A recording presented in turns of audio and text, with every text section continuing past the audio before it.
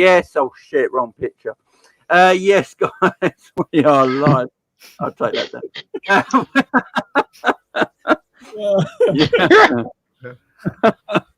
Oh, dearie me. Yes, guys, we are back. We are live with another debate. This time looking at Liverpool's midfield. Lots to talk about. Loads of things to go through today. Guys, is it going to be a negative show? It's a positive show. There's a few things we just got to pick out, obviously. We're going to talk about Trent. We're going to talk about Liverpool's best midfielder in endo. We're going to talk about Szoboszlai. We're going to talk about everyone, McAllister, Trent, the situation with him. And to join me to do that, I've got the wonderful K-Mac. K-Mac, how you doing? All good. Muted. K-Mac. K-Mac, you're muted. You're muted. God. All good. Can you hear us? There you go. Yeah. All there good. You go. There you go. You know what to ask. You know what to ask for Christmas, K-Mac, don't you? You know? I know. And Jack is a Liverpool jacket instead. Yeah, there you go. How you doing, Jack? Not too bad, lad. Long time no speak. Been a while, mate. But massive thank you for the invite. And hopefully everyone in chat and everyone at home and the boys on the panel will keep them well. Looking after each other. Beautiful, beautiful. And G, my man, it's been a while. You've been on the channel as well. How you doing, man? G, you there? Yeah, I'm probably a bit frozen, so I might jump out and jump back in. But yeah, That's right. I'm going to jump out and jump back in. I'm going to jump out and jump back in. I thought you had the same headphones as me then. And how you doing, my man? Welcome back to the show.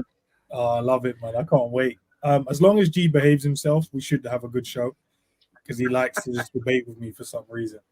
But yeah, I appreciate the invite, man. Big up to the chat as well. Looking forward to it.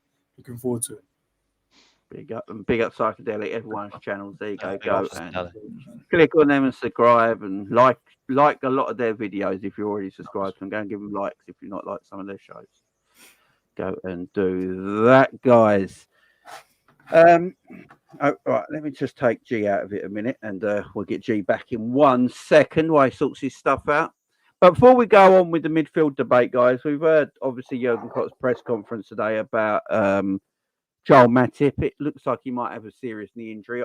It's speculation right now because he's not had a scan, but the swelling is still bad enough around his knee that, you know, he can't have the scan just yet. But it's not looking good from what Klopp is saying. And, you know, K-Mac, could this, you know, the injury is that long?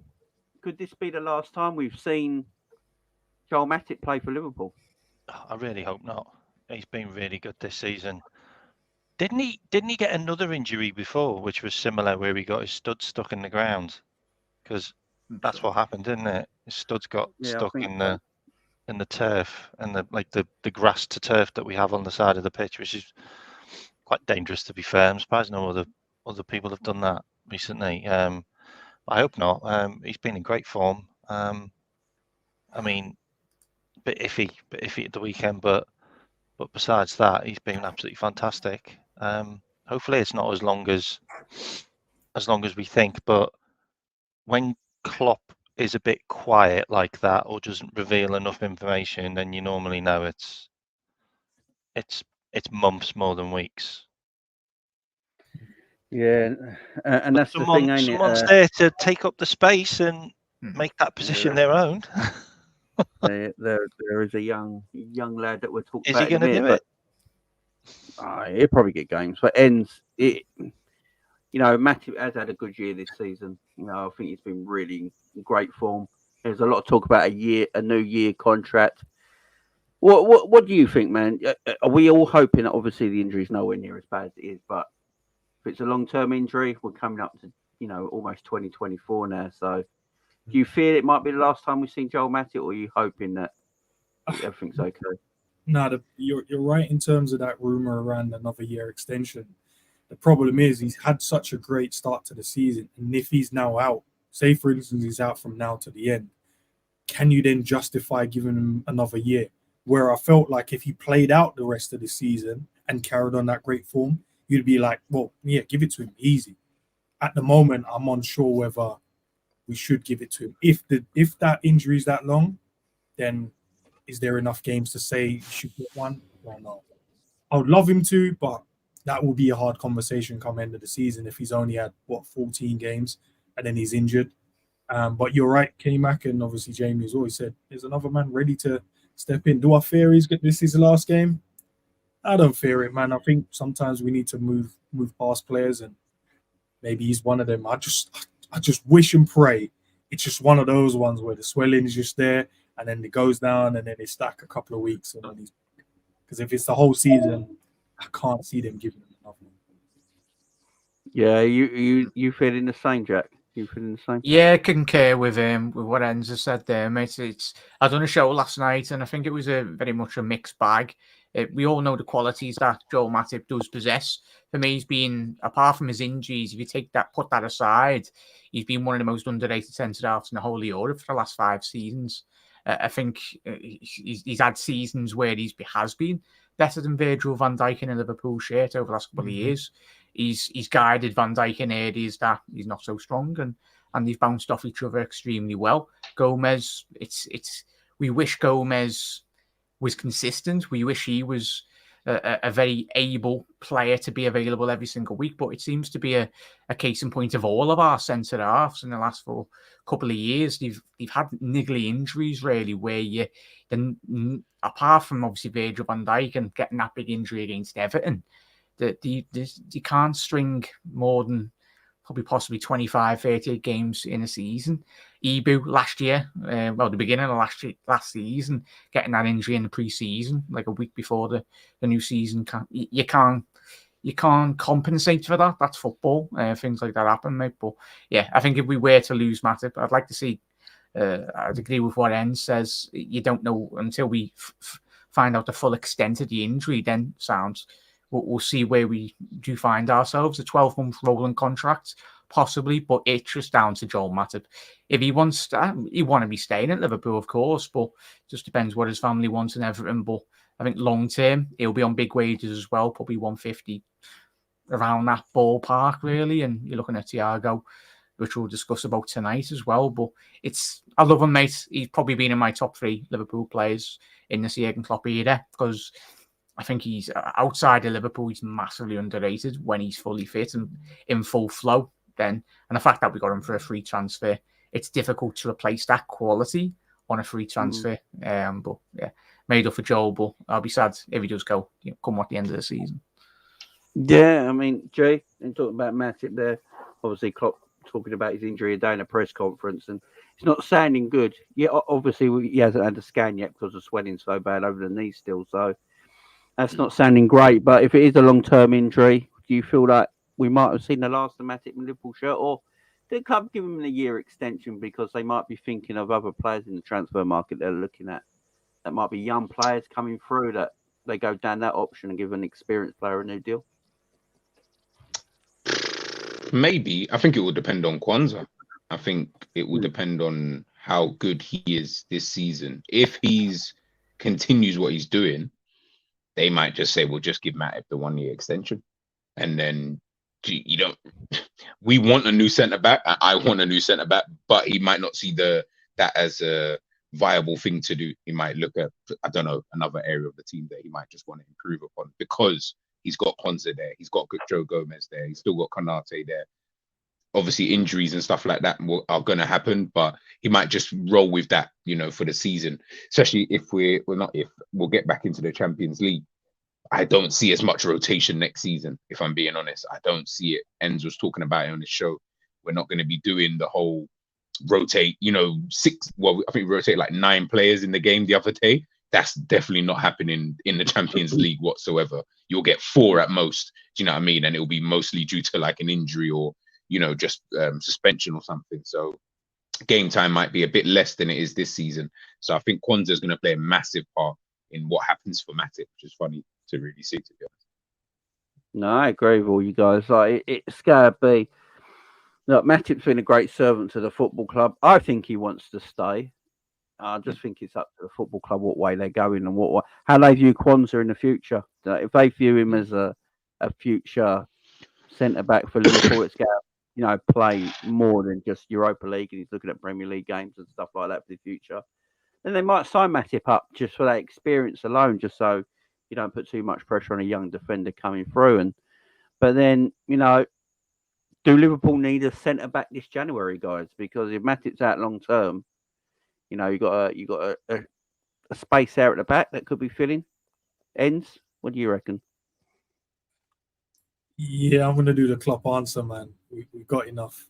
We've got enough. We've got enough. I'm gonna give you the Klopp answer. Look, Joel, when he's been asked upon to step in, we've not. I personally have never looked at a player like that and gone, I'm so uncomfortable when he steps in. When he steps in, I'm just like, okay, all right.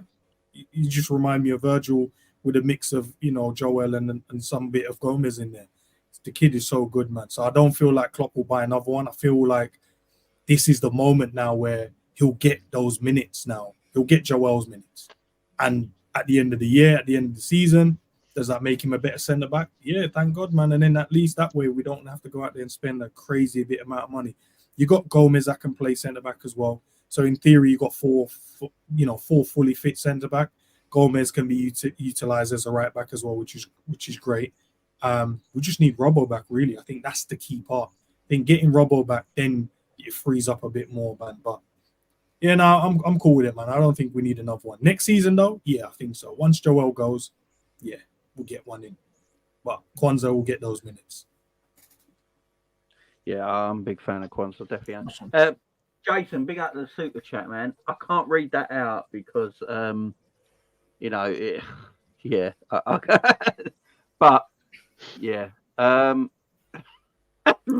can miss out the last bit and just say kid in it. Why do you treat dudes like a kid with? Yeah, I mean, big up, Jason. I appreciate all super chats. Did we? I think me and G already spoke about this yesterday. Can I just touch on the centre back thing that you just asked? Yeah, go on.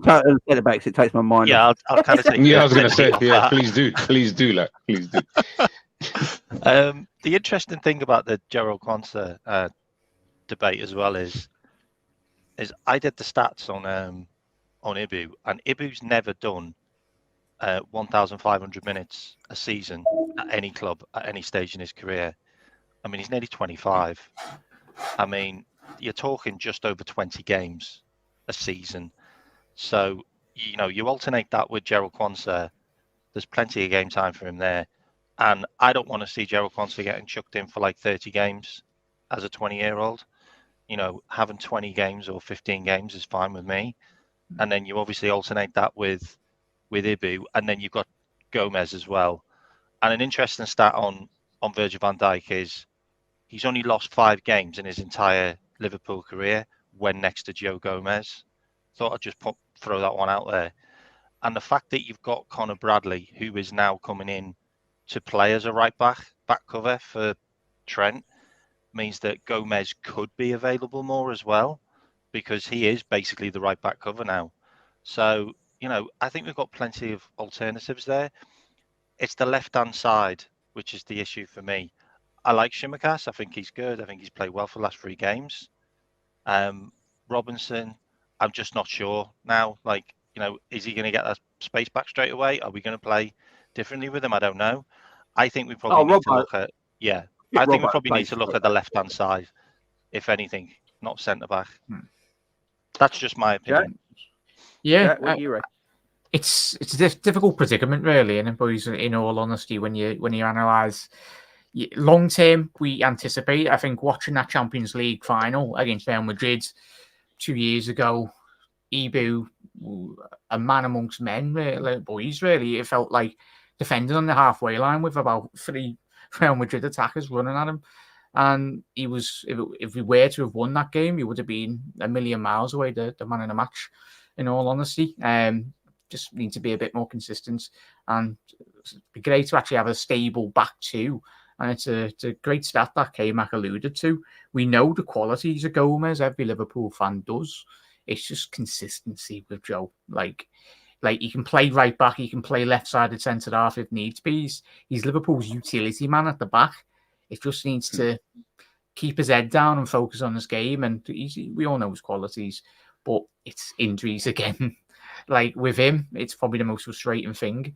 And he's still quite young in centre-back terms as well. So it's one of them boys, in all honesty. But just quickly touch on the Núñez thing as well. I don't know if you're going to go on to that, Jamie, a bit later. But it's obviously off the back of last game, speaking to me and speaking to the lads as well off camera, it's one of them. You look at those, we all laugh and joke about it when he misses a chance, but come what the end of May, if Liverpool are what 2 points behind City, or when push comes to shove with Núñez, he needs to.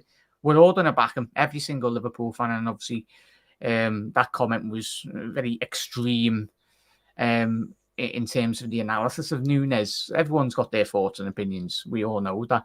But I think the one thing that Liverpool fans do well, probably not on social media, but the us on the panel and the proper Liverpool fans out there, will get behind him, we'll critique him, but he does need to start banging goals, and we can all agree that when push comes to shove, he needs to deliver in the big moments.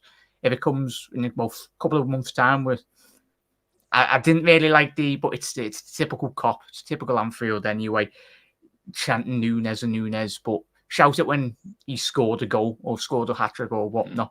Like, then he can thrive off it. We know he's got the personality. He'll bleed red for this football club. He'll do something madness, and he's a bit of he's quality, but come on down, and he needs to knuckle down really and just start focusing on putting the ball in the back of the net. He's doing everything apart from that. Obviously, his goals to ratio is phenomenal so far. I'm not saying he's had a bad season. We can all agree he's playing extremely well. His assist to Salah, but come on, Zar, is he can? I think once he gets that final bit of his game, starts putting the balls in the back of the net, he's making those attacking runs. He's getting in the air. He's just blazing them over the bar. But let's not forget, Salah missed an absolute bloody shocker against Fulham, blazed over the bar. But yeah, let's not just jump on Núñez, Salah, the other lads up front. They all miss chances, but it's whether what narrative you want to really spin on Núñez that you really, everyone's allowed to criticise him, but let's get behind him. Yeah, I do agree. Núñez, well, you look at his XG, and if he just puts away the easy chances, it's mad that I'm talking about a striker that struggles with the easy chances, but is great with the harder chances. But if he put them easy chances away, you're looking at a striker that's top goal scorer in the country right now. It's that fine margin. If he can just put them easier chances away, you're looking at. And as I said yesterday when Enz asked the question on Jerry's show, I said I wouldn't sell Darwin. There's no one I think I can think of who I'd replace him with in this team. I don't want to break the internet, but your description of a player who scores the hard chances and misses the easier chances and does loads of running just sounds like Andy Carroll to me. I don't want to break the internet. You know that button. Just click him. Just click this guy out. I'm only joking.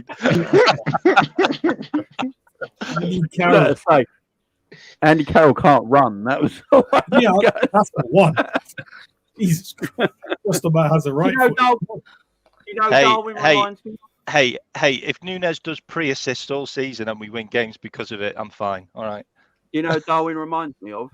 Who Darwin reminds me of is Emueski. That's who Darwin reminds me of. Let's go back further than that, Jay. I hope we get the Emil Heskey before his last season then, because do you remember that season? Well, Ian Rush, and let's not forget our greatest ever goal scorer, went a long period in his beginning of his Liverpool career without scoring goals, and he got what? Not too many goals for us, did he? So every player has, even the great players, have runs of form. He's still 22 years old. There's a lot of his game that still needs sorting. I will say, if you let your wife French braid your hair, I wasn't a fan of that. You have to bag the game. You have to bag in that game. That's also why I said Andy Carroll. If you let your wife braid your hair like French plait your hair like that, it's not even braid. It was French plaits, man. If you let your wife French plait your hair like that, he just wanted to do the quick shape. He couldn't get the shape up he needed. Do you know what it is though, James? We live in such a world now where it's now we have to do it today. It has to be today. There's no we can't give players time. And one thing I used to love about our fan base, is that we give our players time. And even though we know at times they might not ever become the player that we think they can become, we still, you know, give them that support. And I feel like now, and this is the only problem I don't like with our fan base at times, man. I know I can't change it this was the reason why I fell in love with Liverpool, because I realized it was a family, it was close-knit. You go to the game. When you go to the game and experience how the fans treat you there, it's completely different. I remember my first game, the way they all just, you know, brought me in, and I was like, this is why I love this team. But it's just, now it's just, we know Darwin, he's rough around the edges, but now we're just like, sell him, get rid of him. He's not good enough. And I get it, bro. We're going to have our own opinions on what we want. But at the end of the day, he's our player. He's ours. Give him time, because I believe and I feel there will be a moment in time, and maybe I'm just a patient man, but there will be a moment in time where he gets that calmness, and then he's going to just start racking goals. And then we're going to be like, thank God we kept him. Or we can sell him, and then he does get that calmness somewhere else. And then we're like, oh, so that's the player we had. I think, you know, you see on that, yeah, I agree in terms of giving players time.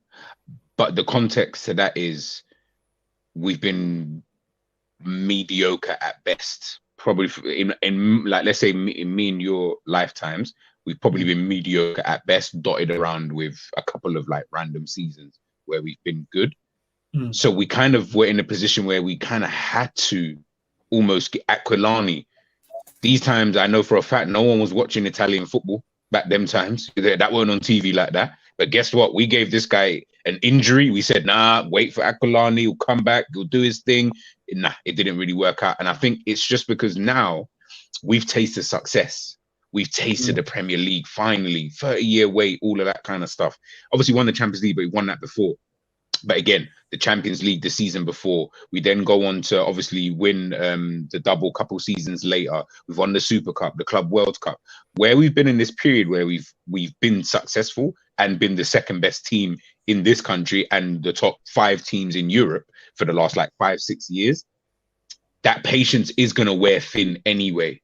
Do you know what I mean? Like, I feel like that's kind of a natural thing though, because for example, and I'm not a United fan, United weren't patient with players like Varane, one of the best players in the world, you know, when he was over in Italy, came over here, didn't really bang like that, like how they probably expected, you know, him to do so. He had to keep it moving. You know, they've had various other players, you know, throughout their time. And I think that's because they're so used to success. It's like, well, listen, mate, if you're not, you know, you're not doing the business now, we could probably give you a season or so, but we're on a train right here. So we kind of need you to kind of be as good now as possible. And I think that's just where we're at the moment with Liverpool, where it is unfair. Don't get twisted. I do think when you're looking back at some of the comments, big up whoever sent in that super chat, but that is a bit excessive. Like someone put on Twitter today, Darwin's the worst striker we've ever had. I was like, you wasn't there when we had Foreign in Ngog and, you know, all of these crap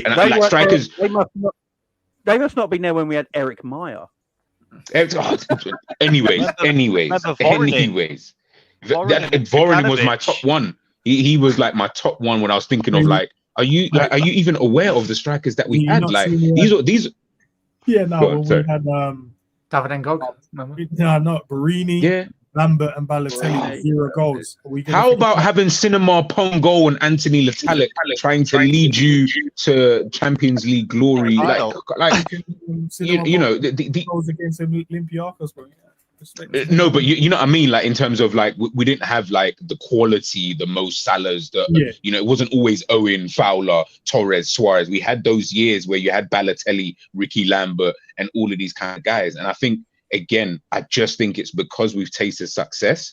You got to remember, as Liverpool fans, we don't want to admit it. We've all got PTSD because the reality is some of us who are older than myself, like they were used to watching Liverpool win. They just went 30 years without watching their team win a Premier League. Like, and, you know, you start to get to a point where it's like, this ain't never going to come anytime soon, you know, kind of thing. And then you finally do it. You're almost like, it's like you finally get that golden ticket and you're like, I don't really want to let this go. I like the taste of this. I like being the best team in the country. I like winning the Champions League. I like being named as one of the top teams. Like now, Arsenal fans, Chelsea fans, United fans, Tottenham fans, all of these guys, they could never chat to Liverpool fans. I mean, they still can't do it now, but in a general sense, they can't chat to us. We can banter with them. They can make their jokes, but we all know deep down, and they all know, like, you guys are shit in comparison to us. Do you know what I mean? And we're not even as good as Manchester City in terms of trophies and stuff like that. So where we've tasted that success, that's where Núñez comes in. And when we're looking at other strikers and we do the comparison thing, and when you're saying, what we can sign, we could have signed a Kane, or we could have had Lewandowski. You could have had, obviously those guys are elite players. Not every team has elite strikers and wins leagues, kind of thing. City didn't have an elite striker and have won leagues without one. Liverpool so do have striker, don't they? That's the thing. He just plays right wing. He plays right wing. So I had just one more point, James, because I know I want it to be Darwin Núñez. I know we got to talk about this. Just one more point to it. The fact is, last season he came into the team, right? He scored. I love that. Sorry. 14? 14 15, goals 15. Okay, he came into a team last season that was disjointed. The chemistry was gone. No one really wanted to be there. There was this black cloud above the club, the team in general, and he scored those goals. Next season, following on, we've changed the whole midfield. So new players have come in and he has to get used to his new teammates. And people still don't want to give him the opportunity. And I know that doesn't equate to the chances he's missed. I'm not saying that. You can criticize him within reason with the chances he has missed, but you have to understand there's context to it. And the context is, when he came in, the team wasn't that great. He still did well. He's now in a team that's what Klopp likes to call the 2.0 version, and they're building for something, and he's a part of that building. And he's not the greatest of finishing at the moment, but we know he can finish. All I'm asking, just give him time. At least give him to the end of the season, and then you can go, right? If he's not good enough, then you can go, bro, see, I told you, he's only scored 5 goals in the Prem. What's the point of having him? Then the argument can be there. We can have the conversation. But at the moment, he's contributing. He's our second top goal scorer in the team, yet still we're saying we don't want him. We'd rather keep Gakpo, he's got less goals. You'd rather keep Jota, he's got less goals. So make it make sense. That's all I'm saying. As I said, I do like Darwin. I wouldn't even sell him. I wouldn't swap him for anyone. That's why I got asked. I wouldn't swap him for anyone. But I think with Darwin, what I'm hoping with Darwin is when he starts putting away a couple of these easier chances that he's been missing, that might just give him that fire in his confidence that he needs. Because it's the easy ones he's missing. That's why we get frustrated. But once he starts hitting them in, look. If we want to talk about it, he did contribute to the two goals that won us the game. So pre-assists. Yeah. So the thing about Darwin now, though, is all of the stuff that we didn't like last season, where he was rough around the edges and he wasn't contributing in the structure and playing the game the way we wanted our strikers to play the game. He does that now. He just doesn't put the ball in the onion bag, which is the next level, which is the next phase, and he was doing that last season.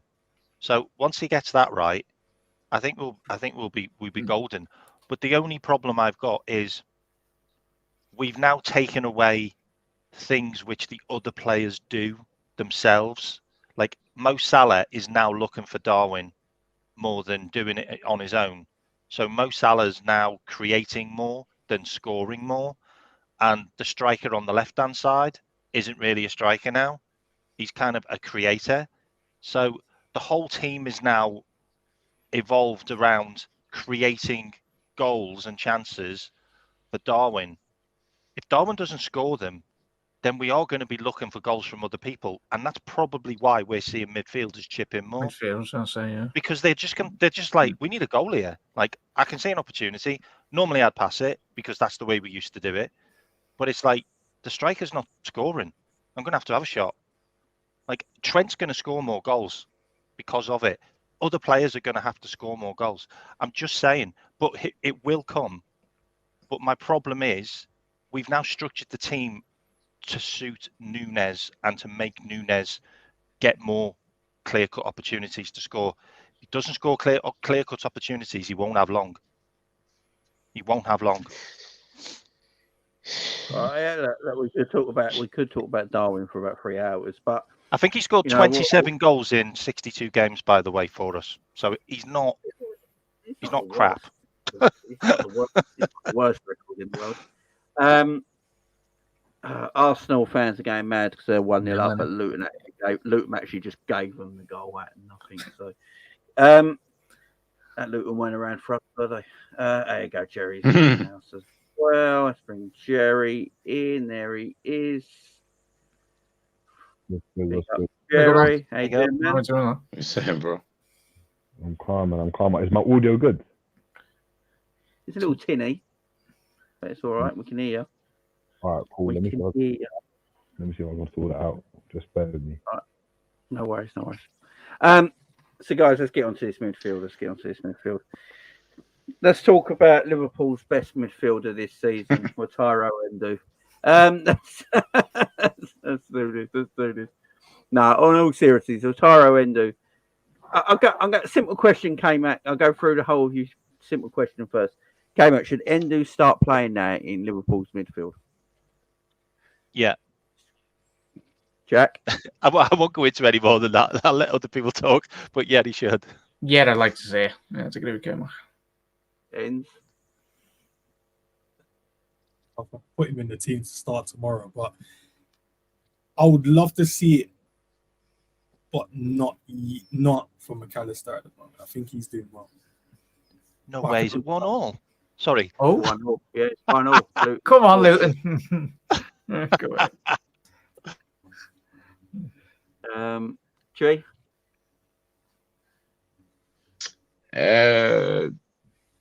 I agree with Ends, but not because I think McAllister's played well.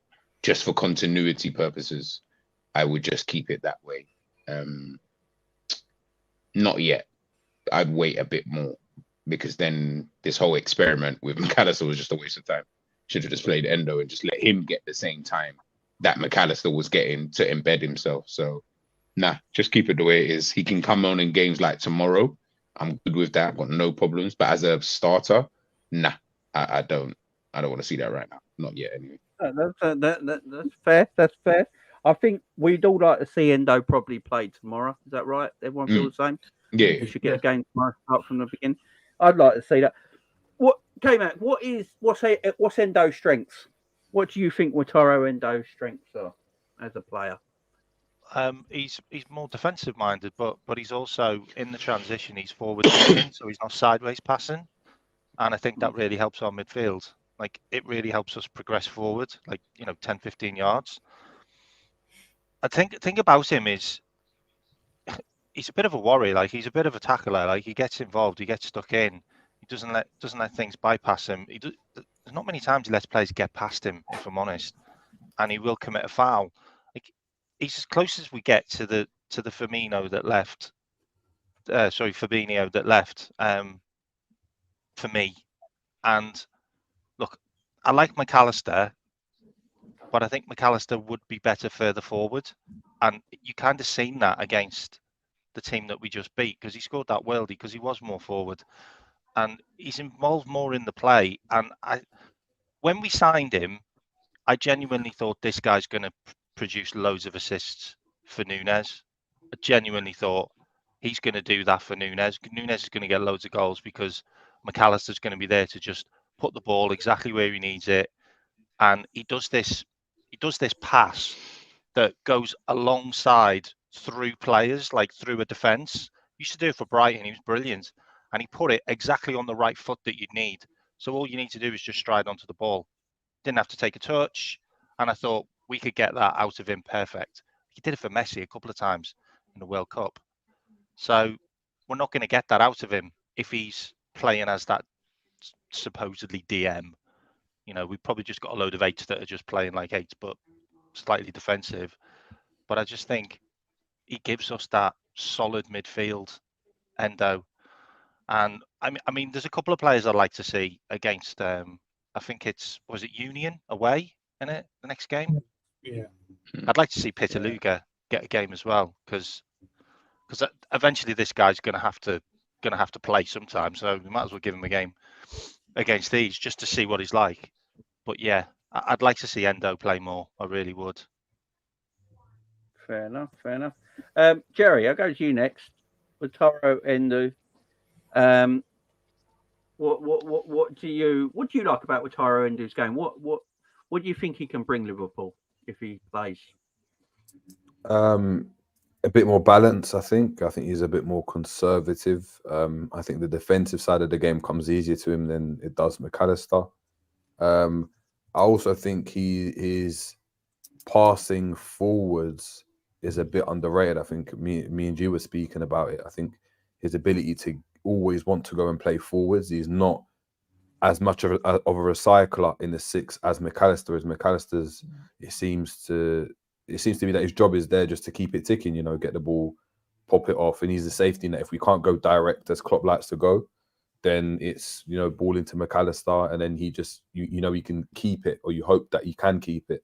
I think Endo can be a bit more risky with his passing in between the lines, which is actually quite ironic. But he's a bit more defensively sound now. He's not been fantastic for us yet, but has he had a fair crack of the whip in the same way that McAllister has? Has he had 3, 4, 5, 6 games in a row where he can play? Did he get a preseason? Not really, because he came in so late. So look,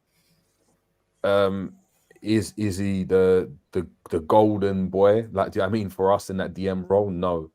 But I'd like to go and see him get a fair crack of the whip now, especially against Sheffield, and especially against any team that Liverpool should be beating. Because to be quite frank, bar one assist, one ball over the top for Nunes, and the screamer that he scored the other day, McAllister's not really done what I thought he would do in that midfield, and I don't think Endo's been.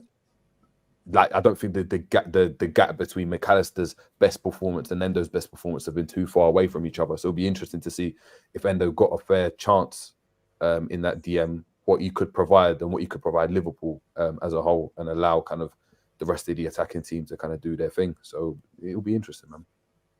That's fair. Oh my word. Sorry, I had the game come right on my telly then. Jamie, is my audio better now? Is my audio better? Yeah, your audio is clear, man. Yeah. Very clear. Cool. Jack, I know you got to go in a sec. You got your own show, but do you want to have a quick speak on Wataru Endo? Endo, I think Jerry put it perfectly spot on. Not going to be long-term Liverpool's DM, but certainly got a job to do this season. I think the one thing the lads have already alluded to is McAllister. I don't think we want to be, what are we, 14 games into the league season, lads being on international duty, left, right and centre, all around the world. And we know his qualities, but even when people have critiqued McAllister's game this season, we're not getting currently at this moment in time the McAllister that we've seen at Brighton, obviously playing a bit more deeper in that 6 role. I think if we can utilise him in January or next season, or if Endo can unleash McAllister's potential down in an attacking sense, really, that goal was probably goal of the season if it wasn't for Garnacho's, but that's another show for another debate anyway. But yeah, I think Endo does the job in areas. We know his qualities. He's quite limited in certain elements of his game, but I think we knew the type of player that we were going to get. But he certainly surprised me in terms of, it was K-Mac and the lads alluded to his final third delivery into the final third. That's one aspect of his game that I didn't see a lot of, obviously, prior to him coming in. But he certainly developed, in that goal at last week anyway was nothing short of amazing, in all honesty. But yeah, hopefully he can continue performing, and when he's needed, he steps up like he did against Fulham and gets a couple more goals anyway. Definitely, man. Definitely. I agree. I think Endo's been decent so far. But Jack, thank you very much for coming in. Nice one, boys. Yeah, big up, Jack, man. Big up, lads. If I don't see you before then, have a good combo. Always, and chat, look after yourself. And see you later, man. See you later, man. Yeah, look, I like Wataru Endo. I think there's things about his game that I really like. I like it. He's 1-2 touch in the midfield, passes forward quite well. He's obviously he's quite a technically good footballer. You can see that the way he passes and moves the ball, the way he strikes the ball for his goal the other day. No, see, there's parts of his games that I really like, but everyone is so thing on grand jewels. That's the new thing now. Grand jewels are the new thing. How many grand jewels can you win? I don't give a shit, right? Because you could win grand jewels, but you could be well out of position. I'd rather you in position and intercept than having to win a grand jewel. Do you know what it personally. is? So With some of these stats, man, I don't know. I need them. I need someone to sit me down and explain most of them because I don't know what a tackle is no more. I don't know what a headed duel is. I don't know what none of these things are because I'm seeing our players win aerial duels. Go and check the stats and they're saying he didn't win that. I'm like, boss, I saw him. So I need someone to sit me down and explain it. Maybe it's different now. But in terms of Wataru, man, listen, he's the old Liverpool. He plays the old Liverpool way. McAllister plays the way Liverpool or Klopp wants to play now. That calm, let's keep the ball, let's pop it about. But Wataru is just literally, he just has 2 buttons on his controller, circle and X. Tackle, pass. That's it. That's all he wants to do. And I love when he plays because he doesn't allow us to slow the tempo down, but he also adds that calming presence as well in the midfield. And I know obviously I said that I don't think he's right to start just yet. I would love him to start tomorrow though. But yeah, eventually I think he should be the guy in there until we decide to go and get the one for the future. The man, the goal he scored, outstanding, the calmness on the finish. And what Jerry said as well, he's right. If you look at the gap between the two players' performances, there's not much of a massive disparity in terms of who you think has had the better game or the better season so far. Wataru's come in and I've not had a problem with the games he's played. And I think it was Captain Sal in the chat. He was like, he feels Wataru's getting up to the speed now of the Premier League. And I think so as well, man. I think he's getting, even the tackle he was making, man, when he came on against Fulham, he looked like he was everywhere at one moment. He was making tackles, dropping back, was driving with the ball forward, and his passing ability as well. You know, you guys have said it, man. He just cutting teams open with some of his passes. He allows us to transition the play really quickly. Where McAllister tends to keep it a bit more, slows it down, the tempo of the game. And that's why I think if we want a bit more fast-paced, the old Liverpool way, like players like Curtis can't play, McAllister can't play, these men just slow the game down. Even when Trent does the inverted thing, he slows the game down. But if you put Wataru, Harvey, these type of man, Gravenberch, we just move the ball so much quicker. That's why when we play in the Europa League, we look better as a team than when in some games in the Premier League, we look so slow and lethargic. But in the Europa League, especially against Leicester the other night, you see how quickly we was moving the balls, just 1 and 2 touch football. But yeah, man, it's cold. Yeah, he'll get his moment. Sure. It's a good point, man. So Wataru Endo, he was a Jurgen Klopp signing. I mean, that's faces. Klopp wanted him. He's the one he wanted. Mm-hmm. I think he's doing quite a similar thing he did with Fabinho, where he's taking him out of the team because he's not quite ready yet. Do you feel like he's now getting up to the speed of what Klopp wants him to do? And if so, because he is a Klopp transfer, do you think he should start making his way into this midfield? It's not because I don't think McAllister's played well enough to say he can't be moved. If that makes sense. No. Everyone said it really. That gap Jerry said there, like between the best performance from McAllister and the best performance from Endo, it definitely isn't big. Do you know what I mean? Like you can probably say arguably either has probably been better. Do you know what I mean? You could have that debate if you want in different aspects, but it's weird, man. The guy's 30. You sign him on a 4-year deal, which would take him to 34. Not say you would keep him for that time, but let's say he stays here till he's 34. Remember, Klopp doesn't usually go out and do signings that we think he's gonna do. We all sat here all summer, myself, yourself, K-Mac, Enz, Jerry. How many shows did we do during the summer talking about what players we want to sign, who we want to sign, types of players we could sign? I don't think, in fact, no. I know none of us said, oh yeah, let's pick Endo. None of us said that. Do you know what I mean? Heck, I didn't even know who Endo was like that until we actually signed the guy. Do you know what I mean? So Klopp does things in his own kind of funny, funky kind of way. So when he does things like this, he's obviously got a plan for the for the guy. Do you know what I mean? Where he's thinking maybe this is the guy that's gonna be our defensive midfielder, and he doesn't mind McAllister playing in that role for now. And I'm good with him being defensive midfielder once he gets up to speed, and then I've got Bajcetic, and then I've got whoever else to come in a couple of years' time, as an example, because this guy's experienced enough to just do a job for us, for the time being. We can rotate. Mac, you can play all of these kind of different things. Like, I can see that happening. Like, I don't want anyone to start getting disappointed when we don't sign a DM in January all the summer. And he just says, no, I'm good with what I've got. because he'll run it back. And that's just what Klopp will do, because I know he has that kind of faith in players, and he's not the type of guy to have faith in someone and just ditch that faith, especially when he's been so vocal about the faith he's got in Endo, talking about the type of player he is, and obviously knowing that people wanted a different type of player and stuff like that. So, listen, man, I don't mind seeing him play tomorrow, but there does need to be a level of continuity in the midfield. Like, I know we keep chopping and changing because of Europa and players need and all that kind of stuff, but there does need to be a level of continuity. Like, no team I've seen really goes around just constantly rotate, bar Manchester City. But I mean, when you've got the quality of players that they've had at their disposal for years, I guess it's a lot easier to do that. Like, I don't think they've had a time where they've had to change a whole midfield, you know, and then that whole new midfield comes in and then they can just keep rotating the midfield.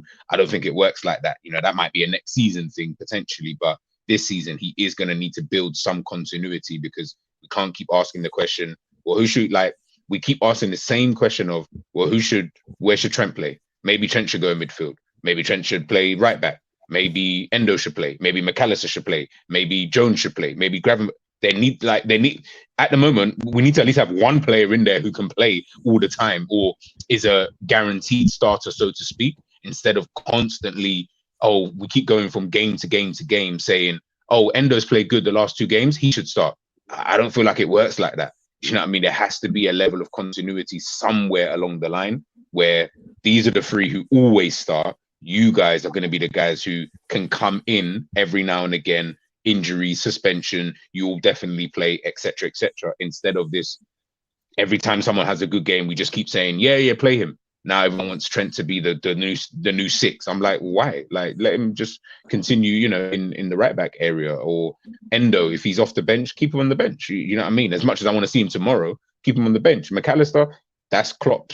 That's on Klopp. You just got to have to just go with that until such time he can change it, kind of things. Szoboszlai, Gravenberch, Curtis Jones, all of these things. So yeah, that's kind of where I sit. But I do like Endo though. I definitely didn't rate him before, but he's gained my respect in terms of the stuff that I've seen him do. And I'm like, rah, you know what?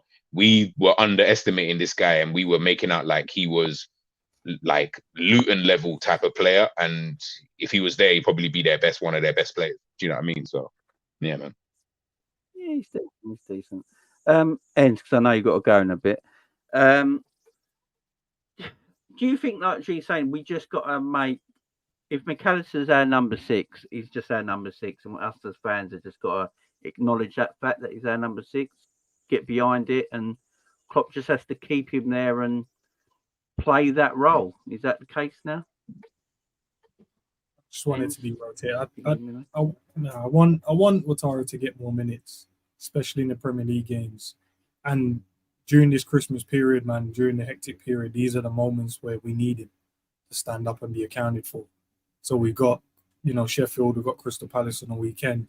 You're going to need him for those type of games because Crystal Palace, especially, man, they've got some tricky players, you know, especially from a wing aspect. You're going to need a player like Ouattara that likes to defend, likes to go and win tackles, and then help us to move forward. Does McAllister stay in the 6? I think the way Klopp wants to play this season, it's probably going to be the guy that plays there throughout the season, man. But I just want Ouattara to get the minutes, so then eventually Klopp goes, doesn't matter who plays really, but when we play Ouattara, we look defensively more sound. Maybe that's the reason why we keep letting in them, you know, those silly goals, man. Might just need a man round there that likes to tackle just in front of the back line. McAllister he's not that type of player, and I don't think he will ever be that type of player. Has he improved in 6? Yes, but he's not a 6. We know that. No, I agree. And Jerry, like, do you think sometimes us as a fan base, we want certain players, yeah, we want this player, that player, certain standards. Some fans want players that we don't really know or hear of, but they've seen a few times, and they want that standard, and they get upset when that player don't come in. But have we just got to trust the process at our club right now, because they sorted out a whole midfield basically in one summer, and at the moment it's going pretty well.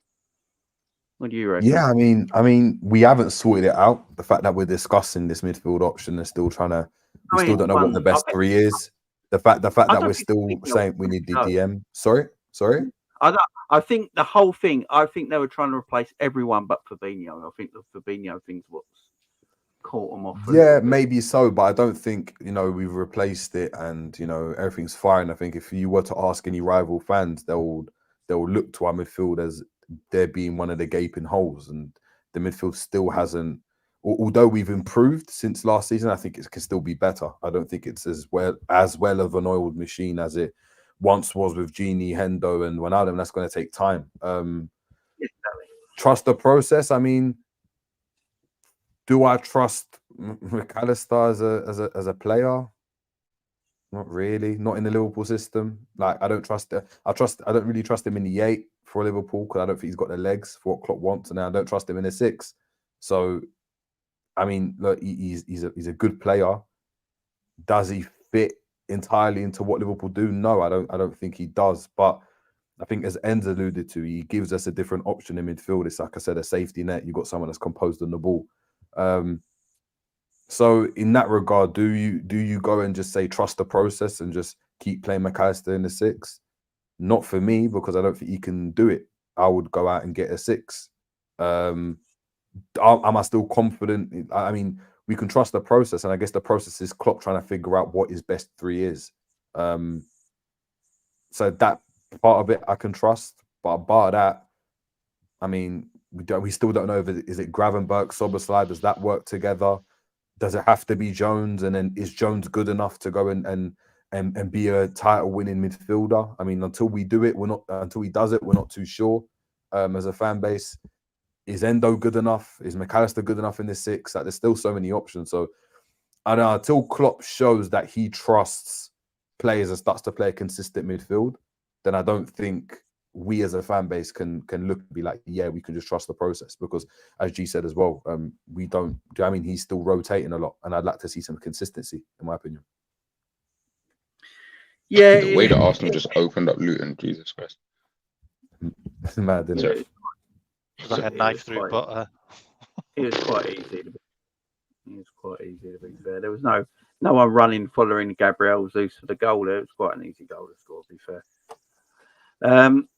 Look, to be fair, Liverpool opened Luton up like a can of worms. We just couldn't finish. So it's like, Liverpool, if they had finished, these are win that 5.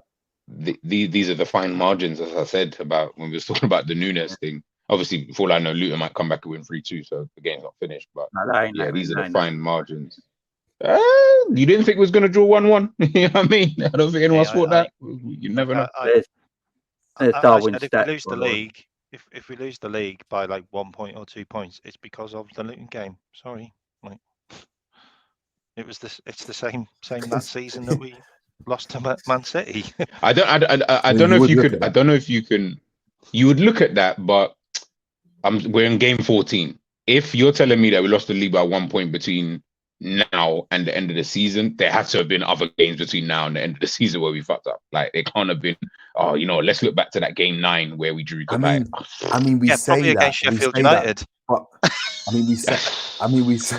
we say that, but for Liverpool to go and lose the league by 1 point, unless Arsenal and City are terrible seasons where we're still hot and cold at times, but still winning games, and they're hot and cold, then to win the league you need about 90 plus points, 95 points, 96 points. Mate. Like Liverpool would have to be near enough perfect. So you would look at that Luton game and be like, oh my days, how did you drop points in that game?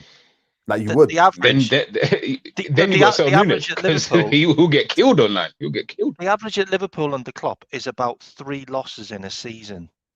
Like, it is so fine margins. It's insane. That's crazy. That's a good record. Crazy. I can't lie. That's a very good record. It's an incredible record. Like, it is an incredible record for a manager. Universe, man. I think Liverpool have won like 5 league titles. If you're not wrong, mate. You're not wrong. It's true, but unfortunately, we live in a world where losing 3 games is still not enough. We don't live in an alternate reality, innit? We live in reality. Reality is we live in reality. You got to realize we'll go through seasons, lose a league by 1 point, but lose less games than Man City would lose in a season. Man City, I think, have lost more games than Liverpool. They have. Lost more games than Liverpool. In all the titles they've won, they have. You're absolutely right. Exactly. So that tells me straight away that the losing thing Yeah, exactly. So that tells me straight away the losing thing isn't the big deal. Like you can lose games. Draws are a killer. Draws are a killer. Yeah. Draws are a killer, man. Like you're better off losing that one game and then winning the next two as opposed to drawing winning the next two. Yeah. And saying that you're unbeaten. You know what I mean? So we've drawn 4 already. It's mad. Yeah. We've drawn 4, 1-9, draw 4, lost 1. It's just. I think we'll draw at least 10 this season. So draws, bro. That's mad. You do know Sheffield United are going to turn into AC Milan tomorrow, don't you? You know that. Chris Wilder's going to get them. Yeah. Chris Wilder's going to get them centre backs overlapping again. It's going to be that's a plug and play manager for them, man. But you got to remember, you got to remember, our away record is stinky as well. Anyway, like it's been stinky for a while. It's not like we're good away as it is. So. Against the low block teams this season, we've actually been pretty good, apart from Luton. Trying to put a bit of positivity there. But Chris Wilder is the best manager for that club. Be interested. Yeah, he's Sheffield through. Has anyone got any Sheffield United players in their fantasy? I had Archer, but you have to take him. I had to take him out. Oh yeah, I've got Archer. Yeah. I've got Archer's like, I needed a striker, and he was like the cheapest striker I could find, and I was like, you know what, he plays every week, so he plays most times. So why not? I ain't got no Liverpool players though. I just took Nunez out as well. Luton might be 2-1 down here, but they're playing some nice football, Luton. I think Luton will stay up. I think Luton have what they've done. I guess is they've seemed to have acclimatized relatively quickly to the Premier League in terms of when they first came. Obviously, we started to see they're losing games and the way they were playing and blah blah blah. Obviously, the type of team they are. But when I've now started to watch them in the last 5 games, I've started to see, and I'm like, you seem to have acclimatized your way to the Premier League better than say a Burnley have. Burnley, I'm like, you're trying to be Manchester City 2.0, and you don't understand that you just need to stay in the league. Do you know what I mean? Like, it's just not really working for you right now. But, No, I ain't. Cole on Super Chat here says he's still got that background in. Yeah, that's one of my favorite ones, bro. Love for the Super Chat. Oh. Crying Lion. Yeah, and I don't know if you need to go or you're. Yeah, I'm gonna have to shoot, guys. But Jamie is always my best up, man. I'll try and stay in the chat though, because I know Jerry and G's gonna say some wild stuff. Well, it will when you stop. I'm waiting for you to leave, bro. I'm waiting for you to leave. He's going, guys. Then we're gonna have the real conversation. We're gonna have the real conversation. Let me leave. Megatron will transform. I can hear you guys' proper feelings. I've been calm this whole stream, like, I mean, so if we leave, that tells me that, I mean, you're the catalyst. You're the catalyst. Love. That's fun. See that coming in, man. Appreciate it. Go and subscribe to Enzy's channel, guys. So here's one that should get everyone talking. Dominik Szoboszlai. First, 4 games to Liverpool, came back, he looked incredible. A lot of us talking, looked tremendous. Since then, I don't think he's been that great. Now, he looks good on the ball. There's no doubt about it. Off the ball, I have my questions. I think he's a bit of a defensive liability. Although when I do say that, everyone keeps telling me he wins the most grand duels out of all us midfielders. But what do grand duels mean? Where is he winning their grand duels on the pitch as well? Where's he winning the grand duels on the pitch? Is he winning the grand duels in the final third, our final third, on the halfway line? I think it all depends as well, because stats can be misleading. But what do you think of Dominik Szoboszlai this season, K-Mac? Hot and cold for me, really. A bit like Gapco, if I'm honest. Hot and cold. Sometimes he's having good games, sometimes he's having bad games. I suppose any positive I've got is he doesn't give the ball away much. He keeps possession ticking over. He puts a shift in. The amount of miles he's run is just insane. I feel like it's more about tactics. He's been given a tactical role to do, and that tactical role doesn't involve being creative and basically doing what Szoboszlai is really good at, as in shooting and dribbling and creating and getting forward and making himself a nuisance, and putting the centre backs or the right backs or left backs on their toes, and creating chances for strikers. Like he's not being able to do that, whether that's down to tactics, whether that's down to the fact that he's just having to chase the man up and down all day long, basically doing what Hendo did. His chip to the back post is probably better than Hendo's, but that's about it. Yeah, like the guy has got all the skills in the world for me, but if he's not being allowed to put that into play because of what he's been given to do as a job on the pitch, then can you blame him? I don't know. No, He scored Jerry, more goals than most of our midfielders have in any season, by the way, already. He's got 2. Yeah, but so's Taro Endo. That's the thing. Yeah, exactly. How many goals has he scored? 2? Fabinho's had 7 one season, though. Yeah, he had 7 one season. Last season, none of the midfield scored a goal, I believe. Weren't they penalties?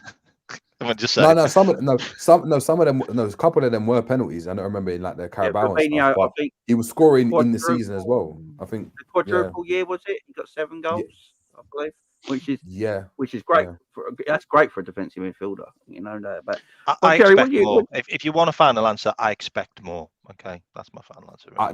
Because he has got the ability. He has got the ability, Jerry, hasn't he? He's technically a very, very good footballer. We've seen that. The proof's in the pudding. Do you think it's just him settling into Liverpool and basically him playing a system that don't really suit his abilities, or is there more to it?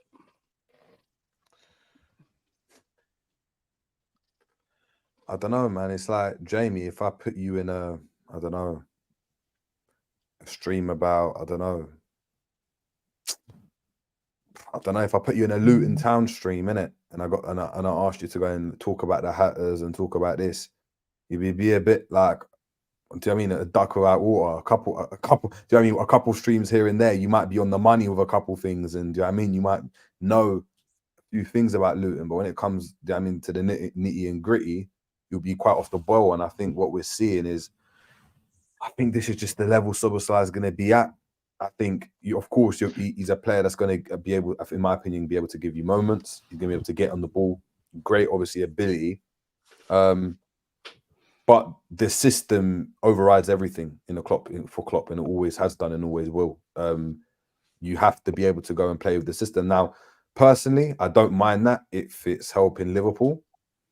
But from an individual standpoint, if you're just looking at the player individually, it's not, I don't want to say a shame, but you're not going to see the same Szoboszlai you see for Hungary. You're not going to see the same Szoboszlai that you saw earlier on in the season, because for him to maintain that would have been near impossible. Like I was even saying to G, if he carries this on and done this for the whole season, we'd be talking about the best player, one of the best players in the world, if not the best.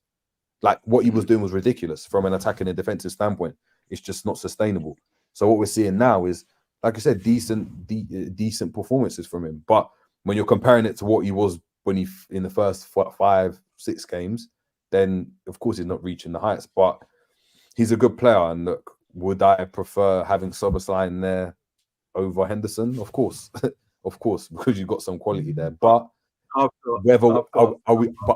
we going to get the Szoboszlai that we had in early part of this season consistently every single game? No, I don't see it. I don't see it. Yeah, I've got a mad take in a minute. I'm going.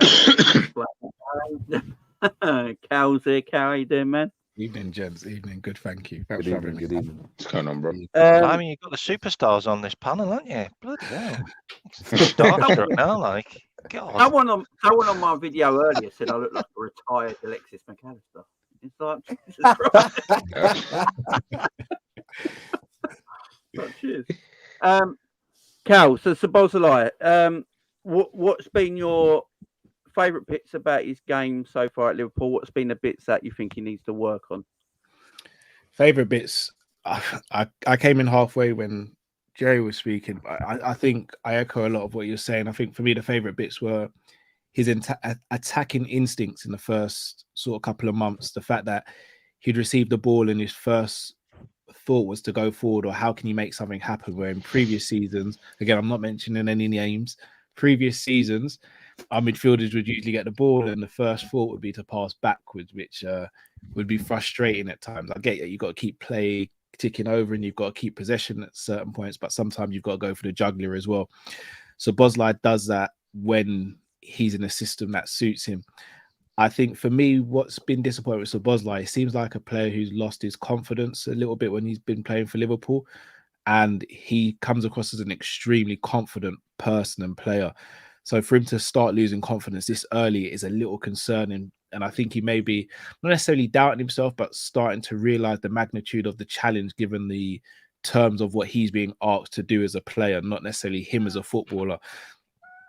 I think you've got to change formation, or you've got to play players around him to get the best out of him. And I think if you get the best out of Szoboszlai, we're talking about him as one of the best players in the world. But until that happens, he's just going to be another player who we as fans appreciate, but I don't think we'll get that wider recognition.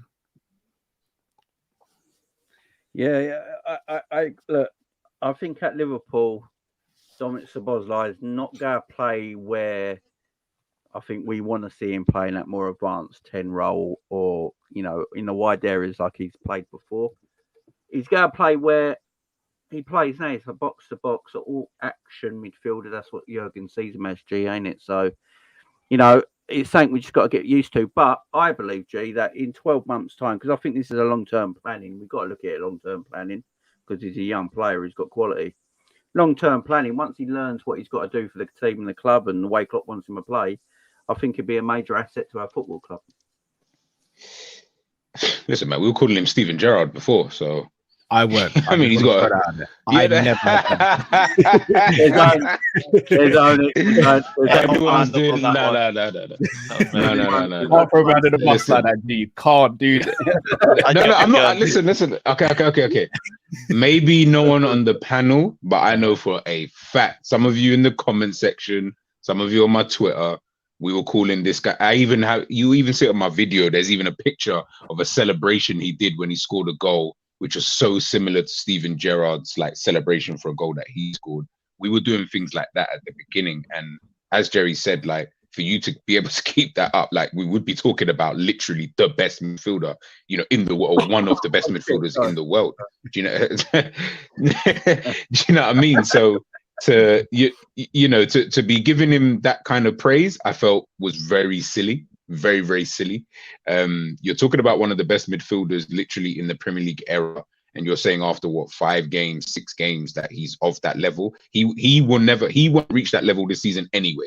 Do you know what I mean? That'll be damn near impossible, purely because Gerrard was an elite player for many years.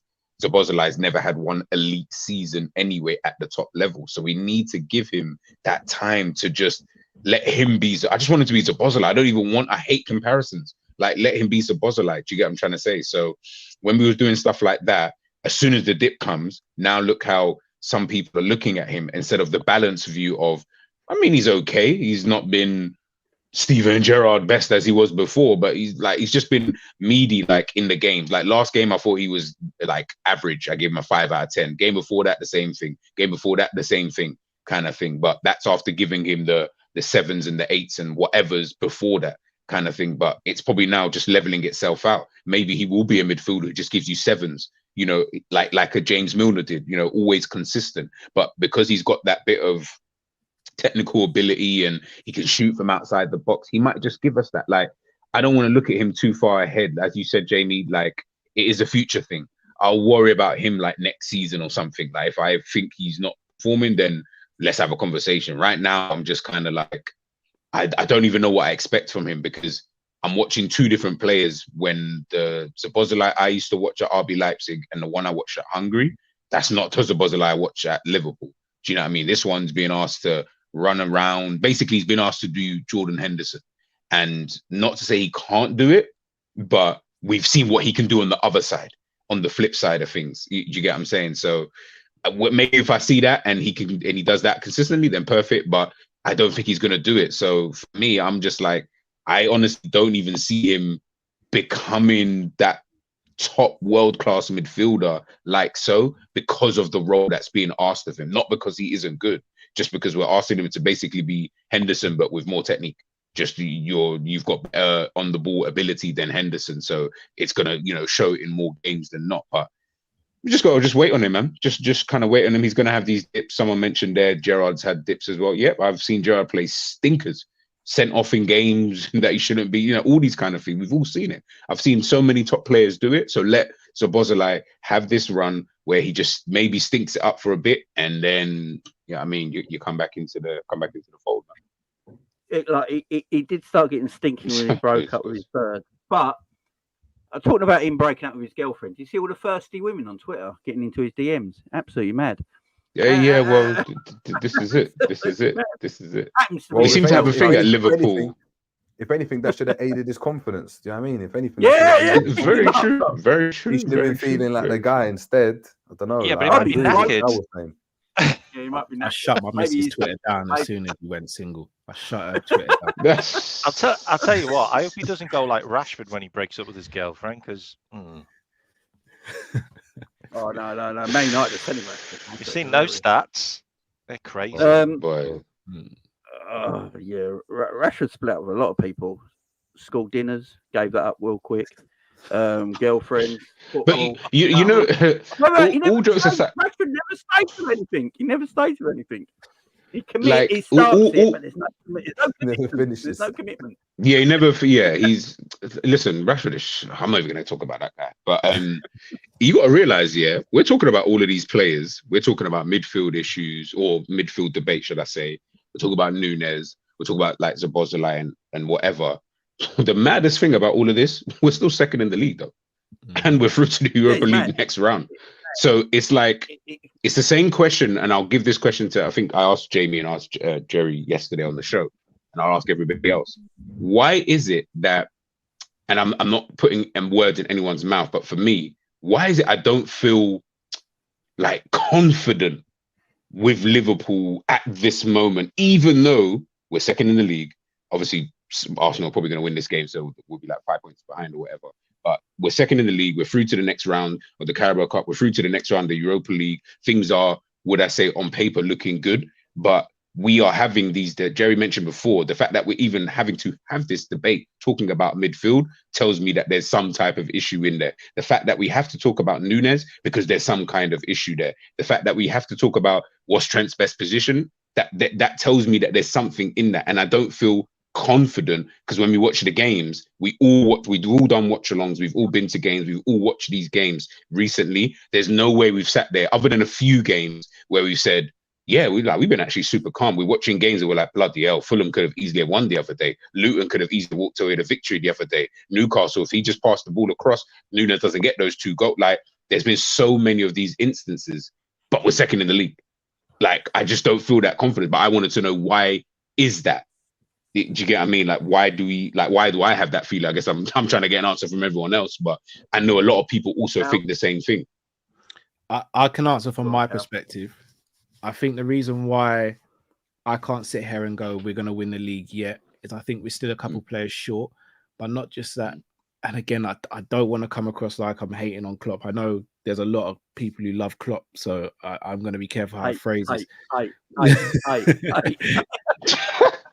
I think some of the games we're getting through because of individual brilliance as opposed to tactics, and that can only last so long. And I think the fact that Alisson, in my opinion, has been our best player this season so far is what I used to laugh at Man United fans about, because again, that level's not sustainable. And if Alisson has a drop off or gets injured and it's a Kelleher in goal, I mean, I think the evidence is there for everyone to see. And Kelleher's a very good goalkeeper, not having a great season, but he's a very good goalkeeper. He's just not world class, not the best. Alisson's been pulling off worldies since probably the first game of the season. If I'm not mistaken, the one bad game he had was against Man City, and even in that game he pulled off a worldie, and we went off and scored from the other. Scored from it. So I feel as though certain players in the team, like Virgil, have been performing brilliantly. Ali's been performing brilliantly. Salah's had a very good season. I think we're getting bailed out by individual performances, and I think cracks have been there for us to see, and we're not really seeing evidence of those cracks being filled.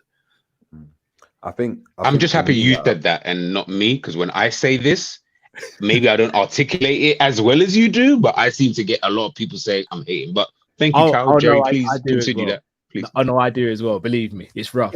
Okay, cool. Now, Okay, Cal cool. gets it now. Cal gets it now. I've been Oh, on gets conference, okay. I'm like, You know what? he's Thank you for he's joining the of club. group. Thank you. He's part of the club. Yeah, He's part of good. the Yeah, club. good. Because I'm tired of saying the same thing and being told, no, you're being negative when we're all watching the same games. Like, you know what I mean? But cool. For me, and I said it yesterday with Jamie.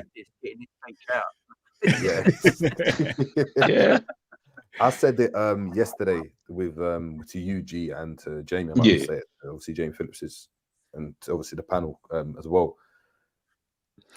We've seen Liverpool at their best, yeah. A Liverpool that's been, in my opinion, 10, 15 times better than what we're seeing right now in every facet. Going forwards, the midfield was better in terms of it worked and operated better. The defense was so solid individually, even I think our players were better. Bar Alisson, who I think is having to now go and show his real true quality and actually show that, yeah, he can perform better. Everyone else isn't at the same level, or the players that we had aren't at the same level that they once were. And that still only got us one league and one Champions League. We still came second multiple seasons. So when I go and see us performing 10 times worse with players that haven't done it yet, with a new midfield that aren't operating at the same level, I don't have trust in the team like that. And until you go and do it, I'm not going to go and have trust. Remember, we're not a fan base now that are, do you know what I mean, in 2009 and 10, and we haven't won anything and we're just happy and taking any player with open arms and just hoping for the best. Now we know what's expected. We know the level. So if it falls short of that, we're not going to be satisfied with that as a fan base. And I don't think we should be. Like when we're looking at, we know how good a midfield of Gini Wijnaldum, Fabinho and Henderson was. As a bare minimum. And you just mentioned and spoke about the fact that technically they weren't, as a trio, they weren't as good as potentially what we've got now. Yet they're not performing to that level in no capacity at all. And that still wasn't enough. So when we're performing at this level, I don't sit there and think, yeah, 15 games in, wow, this is the standard that is going to allow us to win the league. Now, obviously, you look at the league, and then you look at City, you look at Arsenal, and we're obviously there and in and amongst it. I think City have yet to click into gear. But even then, the questions surrounding City are the City the same team as last season? They've lost a lot of their players. Gundogan's not there. They haven't got Mahrez anymore. Pep doesn't trust his midfield. He's having to play Alvarez in there. He's playing Gvardiol at left back. Gvardiol's not really been that great, if we're being honest, this season. Arsenal, the same thing. Arsenal, only last couple of games since the Champions League, I've heard people start talking about Arsenal as, yeah, they're into form right now. Before that, everyone was saying that Arsenal aren't as good. Carragher was on Monday Night Football. Jerry. Oh, fantastic. As I'm speaking. The quad's back on, man. The quad's back on. Exactly. Yeah. You know what? Jesus Christ. But this is my point. You know what, Jamie? I can't believe I'm going to be the one who's going to be positive here. Exactly. But these teams obviously aren't as good, in my opinion, as they were last season. And City are nowhere near as good as they were when we were battling for titles with them. So if we can't hit that standard, I'm not confident that this standard wins you a league. So I'm not ever going to be as confident until we go and do it. Until we do it, then I can sit there and be like, oh, okay, this standard wins you the league. For me, this standard gets you fourth, third, maybe. But if we were competing against an OG Liverpool and an OG City, it gets you third or fourth, in my opinion. Can I go? Go on, K-Mate. I'm going to be the one who's actually, going to be positive here, okay? Which is weird because I'm normally the negative one. But I watched this team, and this is a Klopp 2016 for me. This is a Klopp 2016. We rinsed everything we could out of the Klopp team that he started, which was which kind of played for too long, and we got to the stage where we had the worst season we've ever had under Klopp last season. And if this is what we're seeing from the green shoots of the new team, completely new midfield, strikers that haven't really played together. You know, one of our main strikers is still there, but the other two have gone. You know, if that's what we've got now, and we've still got lots of pieces to add to the puzzle, you know, just like Cal said, 2 or 3, then I think this is really bright. And I also feel that we've got a lot of young players now, which I feel can contribute moving forward and are at a better age when they weren't a couple of years ago, because they were too young, and we had this massive gap where we had loads of kids and loads of old pensioners and no one in the middle. And now we have all of those players in the middle at those ages of 23, 24, 25. And I feel like this could be really, really special. And I wanted to touch on Trent as well. Like, if I can, I've got some incredible stats about Trent. A quick one came out because I want to ask, Yeah. do you think, I might be wrong, do you think this attack we've that lost we've one got... game in 28, by the way, Jerry? No, we have 100%. Yeah. I mean, to be fair, that And loss we haven't was played dubious well. as well. It was Spurs We game, haven't so played well at we all. haven't. What I'm saying is, do you think this attack or even this midfield from an attacking standpoint is as fluid, as efficient, and as good, and even as enjoyable from an entertainment perspective as the team back in 15, 16?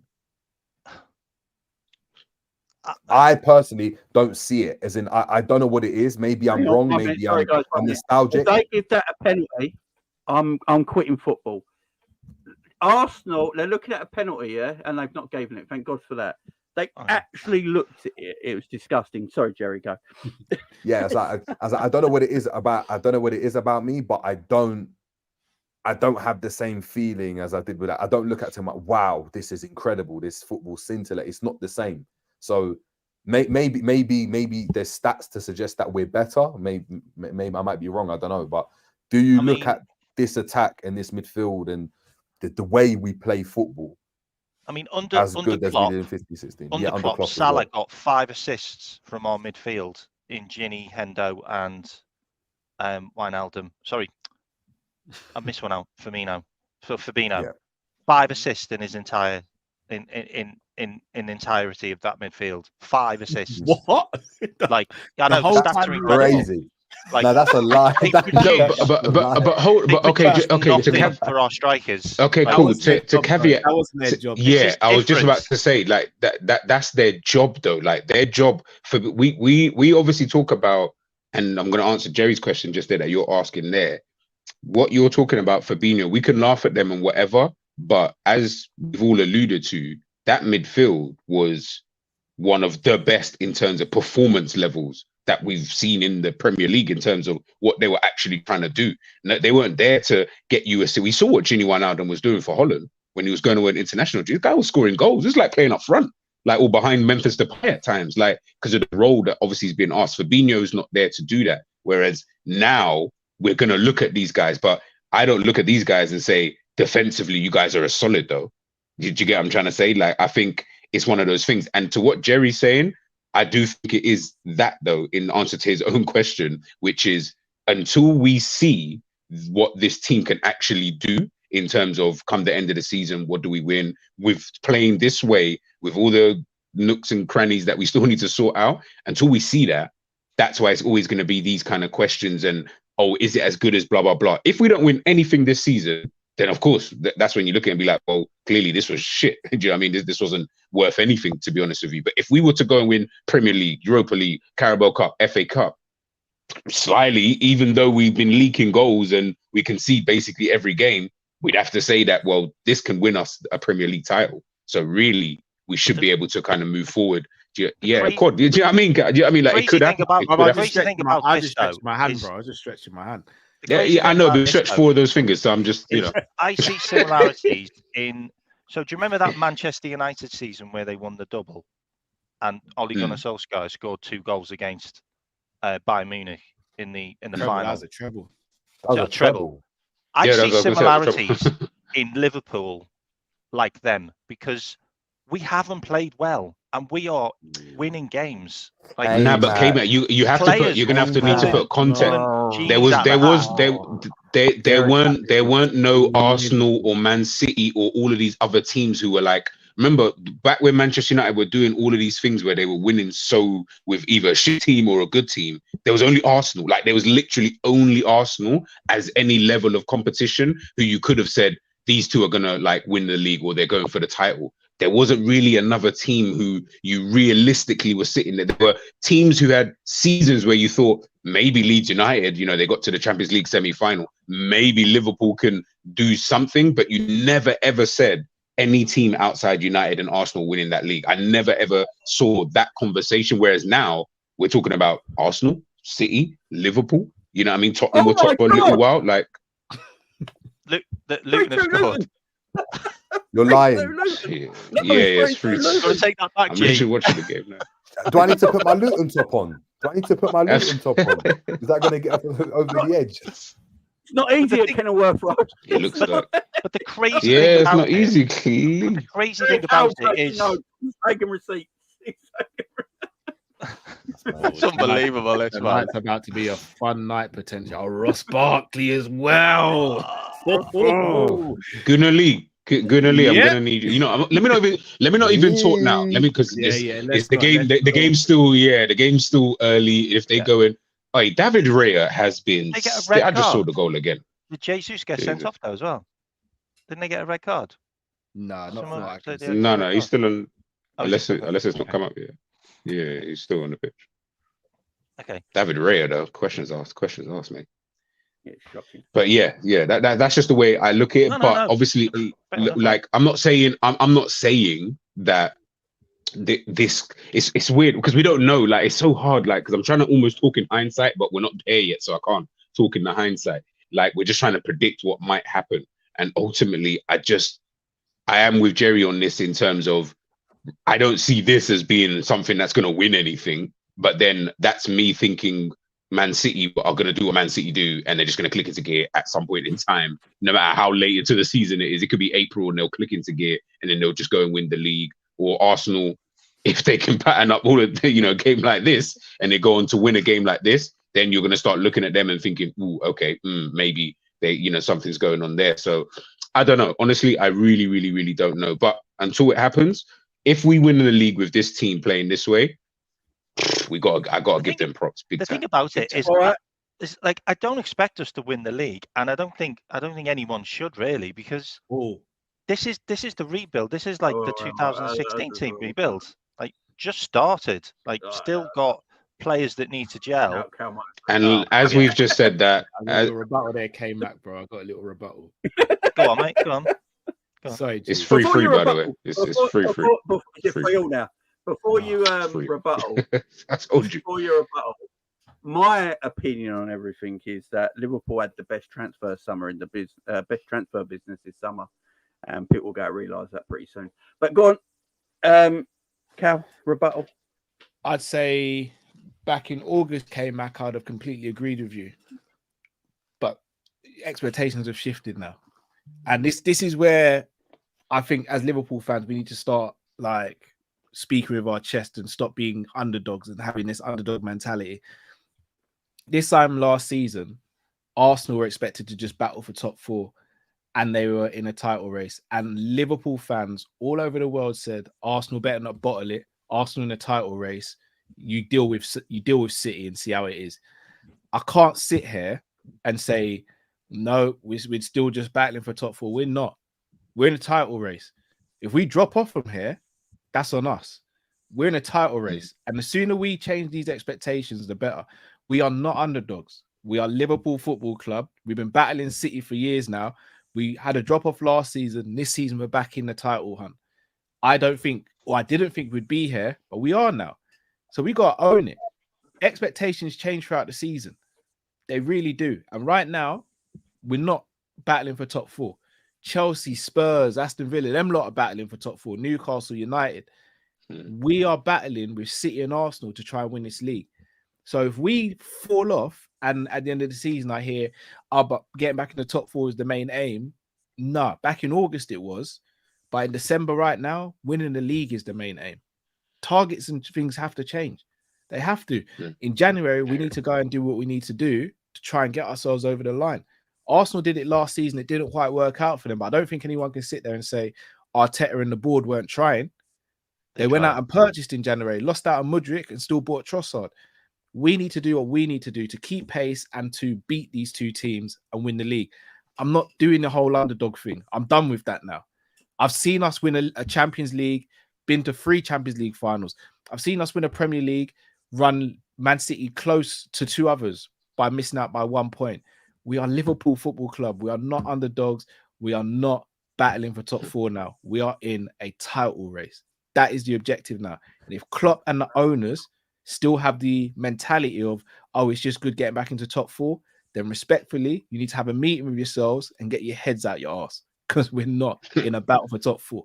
I was just gonna literally say that. So does that mean the standards across the board need to jump? 100%. So the standards that we've got as fans towards 100%. the ownership, management, Everyone. players, The dinner ladies, everyone, everyone. But this is what I'm saying. But we can't. Is I hear this. It's weird. We've got this discourse with fans that, you know, scream and say, Liverpool, you know, we can win the league potentially. We're on fire. This, that. But then, like, when it comes to Nunes, and I'm not just singling him out, but I'm using him as an example. Careful, Jerry. No, but listen, you talk about Nunes, and it's like the standards aren't being kept up.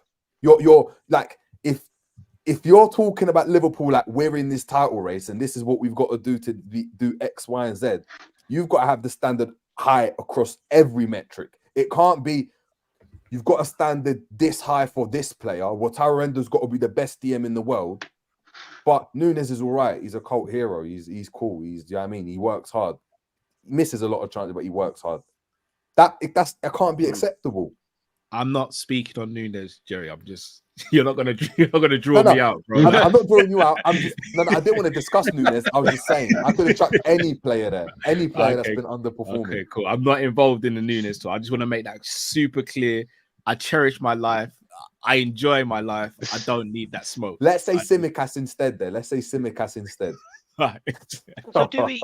So like I spoke to you about this, Jamie, anyway, on your show before. So if we are top at the end of the year, do we go in and buy players to win the league, or do we go in and buy players for the future? Because what we've been doing is we've been buying players for the future. Both. Like, in essence, apart from Endo. Good shout. Both. Well, unless you I don't see get a Liverpool Jalpolino good in Jan. I can't even lie to you.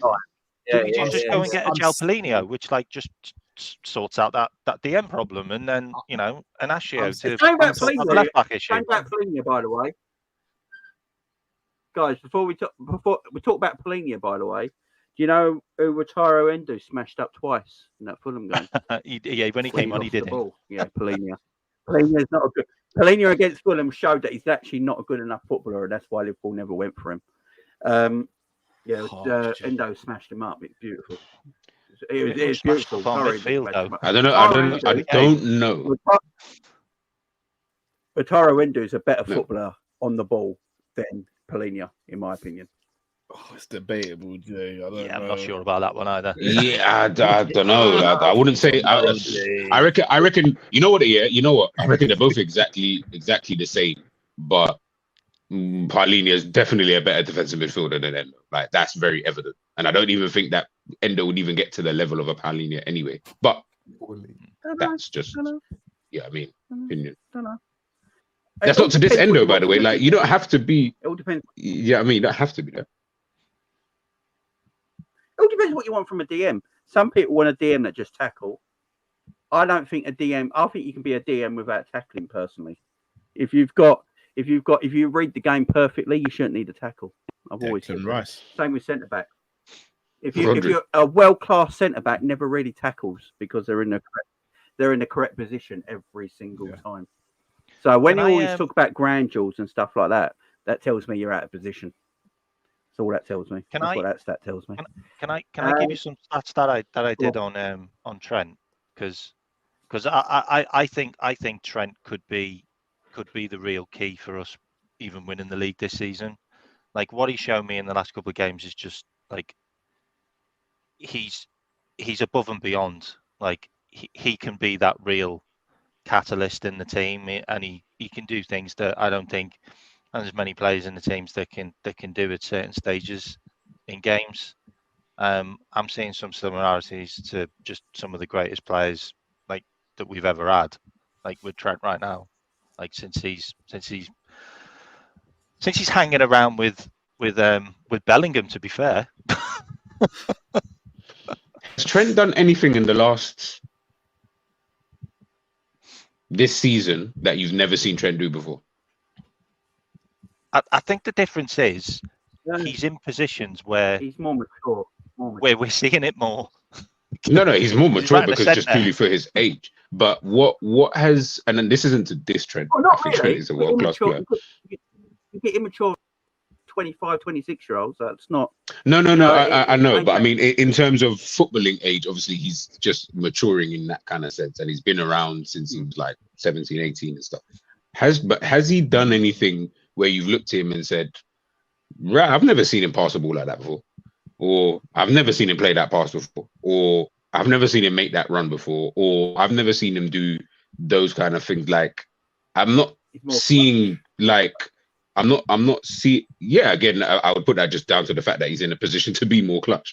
Do you know what I mean? So I guess we could say that in that sense, he's being put in a position now where he's allowed to be, more clutch kind of thing. But I'm not gonna sit here and basically, it's not like I'm seeing Bellingham. I've never seen Bellingham in positions where I'm like, this brother is basically playing as good as a striker is at this current moment in time. His finishing looks better than I've seen it before in the positions that he's finding himself in, kind of thing, in terms of the role that he's playing over there at Real Madrid. So that then automatically, on top of what we already know what Bellingham can do, it's almost elevated his own level of the player himself, because we know that he's a sick box to box or number 10 or whatever, but then now he's playing in this new role and he's doing that better than some of the strikers that we're seeing around Europe and stuff like that. So then he's just elevated his own level. Are we saying, and I'm not saying you are, but are we saying what, Trent's gone up a level or something, like all of a sudden? Because I'm not really seeing that. I feel like he's the same level, as good as as if anything, I've seen a better Trent when we were in our pump kind of thing. And it goes back to what Jerry said about Liverpool when we were high flying. I'm not seeing anything better. I'm seeing this, but I guess we're seeing it more, so to speak, because he's being allowed to do it. I just think that we just gotta just keep it. You know what I mean? Just keep it for now. These last couple games, I'm like, yeah, you've been great in terms of the goals you've scored and stuff, like fantastic. Please keep it going. But let's just leave it at that for the time being. I think once we start going into that overboard status, it makes the knockdown so much harder, because the second he has a bad game, but Trent is crap, man, he shouldn't even be playing in that 6th role. That's all it will take. And then that just knocks everyone, I feel like as a fan base, it knocks everyone's kind of feeling of players down straight away. Then we get onto the guy, this is why he shouldn't play the 6th role. This is why he shouldn't do this. This is why he should just go back. I think we just got to let him do his thing. Like, just let him keep, if he does this between now and the end of the season, yo, Trent, you really have kind of shown, okay, cool, let's get it popping. But for the time being, I don't feel like he's doing anything different. He's been doing the same thing. He's been doing Hollywood passes since he was 18 when he came in the team. I remember his first assist for Liverpool, Hollywood pass, fantastic ball. Do you know what I mean? He's been doing stuff like this. Free kicks. I remember his first goal for Liverpool. What was it? Free kick against Hoffenheim. He's been doing this stuff. He ain't doing anything. It's not new. It's the same thing. Sorry, Jay, go on. Yeah, sorry guys, I need to head off because my laptop's about to die as well. I ain't got the charger with me right now, so I'm gonna have to head out. But Jamie, I appreciate obviously being on the show. K-Mac, G, Pal, there you go, man. Appreciate Jamie, you guys, and everyone in the chat. Make sure obviously we're subscribing and smashing the like for Jamie's Jamie Football Chats as well. He's doing a lot of good content. So yeah, man, let's get him to 100 million subscribers. That's the aim. Let's go. 100 million subscribers. Yeah. Big up, bro. I might be able for my daughter's Christmas present then. Pony. Yeah. See you later, man. Thank you very much. Big up, bro. Big up. Well, you kind of poo-pooed me there. You kind of poo-pooed me there, G. So I won't do the stats now. No. It's not that. Sorry, Jim. I'll just quickly end it there before I let you guys go. But it's just, I think someone just said it there. I'm so used to him doing what he has been doing. I'm not seeing the like anything further where I'm like, oh my goodness, now, like, for example, KDB was always a person when he was at Manchester City. You always knew that he was really, really good with assists and stuff like that. I always felt you just need to add more goals to your game. And then you're almost taking your own game, which is already at whatever level, you're taking it to the next notch. And then he started adding quite a lot of goals, you know, to his game, you know, in that kind of general sense. Again, Trent is starting to do so. So I'm not saying that Trent doesn't end the season on 10 goals, 10 assists, or 15 assists or whatever. But I just think that for the time being, we've just got to just level it out. I just think it's just one of those. Like, I don't like going too far overboard of 3 games. I just think the sample size is like tiny. We've got to give these guys a bit more time to really get there, because Trent is a world-class right back. That's what we definitely know. He's a world-class right back, if not one of the best the Premier League has ever seen, kind of thing. I think for the time being, we keep him there. And then let's see what he does, man, between now and the end of the season. Yeah, I mean, that's fair. Cal, like, I'm fully on board with Trent in midfield. I got to give you these stats, Cal. You love these, mate. I don't think anyone's done this, by the way. Okay, so G, please be quiet while I do this, mate. Respectfully. So look, I'm going to compare him to Steven Gerrard. Okay? Oh, hey, mate, you've lost me, all right, bro. Mate, you're not going to believe these numbers, all right? You're not going to believe these numbers, okay? Okay, Mac, I'm Gerrard's looking at me right now, you know. I'm comparing him from Steven Gerrard from the same age, okay? From the age that he started at Liverpool to 24, because he's 24, by the way. Steven Gerrard, 201 games by the time he was 24. Trent, 203 games. Gerrard, 27 goals. Trent, 14 goals. This is a right back, by the way. 31 assists by Gerrard, 55 assists. Gerrard's 52% win ratio. Trent, 66% win ratio. The interesting one here is 151 shots on goal by Gerrard in that space of time. Trent's had 66. Like I said this already before. It's more clinical. We have had the best midfielder in a long time since Gerrard, but we've been playing him in a right back position, like, for years. He's 24. If the penny's dropped and Klopp realizes it, he can be our new Steven Gerrard. Like, I'm watching him do things that Haaland does. Like, I'm watching him strike a ball like Haaland. Like, you've got a right back who's in midfield playing and scoring goals like that. It's hard to not see this now. And I also want to give you the James debate, because everybody kind of puts him first and says that Reece James is better than Trent. So Reece James has played 120 games since he started his career. He's only 1 year older than Trent. Trent's played 257 in total. Trent's got 15 goals. James has got 11 goals. Trent's got 72 assists in total. James has got 21. And, James has got 1 Champions League. That's all he's done his entire career. Trent's got Premier League, Champions League, FA Cup, League Cup. He's got the whole works. The interesting thing about James, about 112 games he's missed with injury. Trent's missed 40 games with injury. So he does miss games as well with injury. But that debate just needs to be put to bed, because Trent is just a better player, pound for pound, always has, always will be. But I just thought I'd tell you some of those stats about Stevie, because eventually that's where he's going to end up, being in midfield. Klopp has to do this now. Like, he just has to. It's glaringly obvious. I've got a thing that can go with this as well. So, according to reports today, Liverpool were in Germany over the weekend watching Frimpong. Frimpong is unbelievable. Who's the right back for Bayer Leverkusen. Now, their reports of today are saying that Liverpool's scouts and all that were in Germany over the weekend at the game to watch Frimpong at right back. He's got a 35 million pound release clause. Frimpong. Yeah, and we love release clauses. What Big George's skater, just phone up release clause done.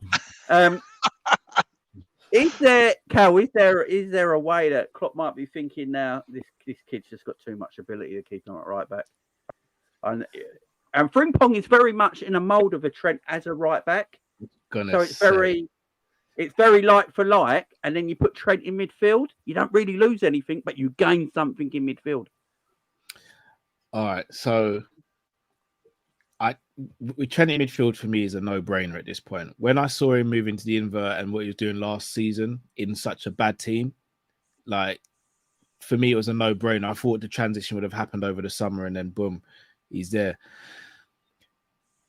In terms of Frimpong, again, I rate Frimpong. I don't want to come across as negative.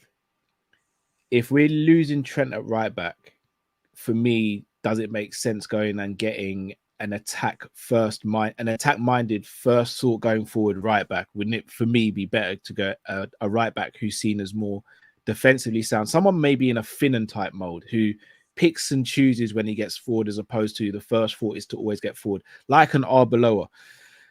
That for me would be a priority for me. Hence why I think Gomez has looked so good when he's played at right back, because it just brings more balance to that defensive lineup.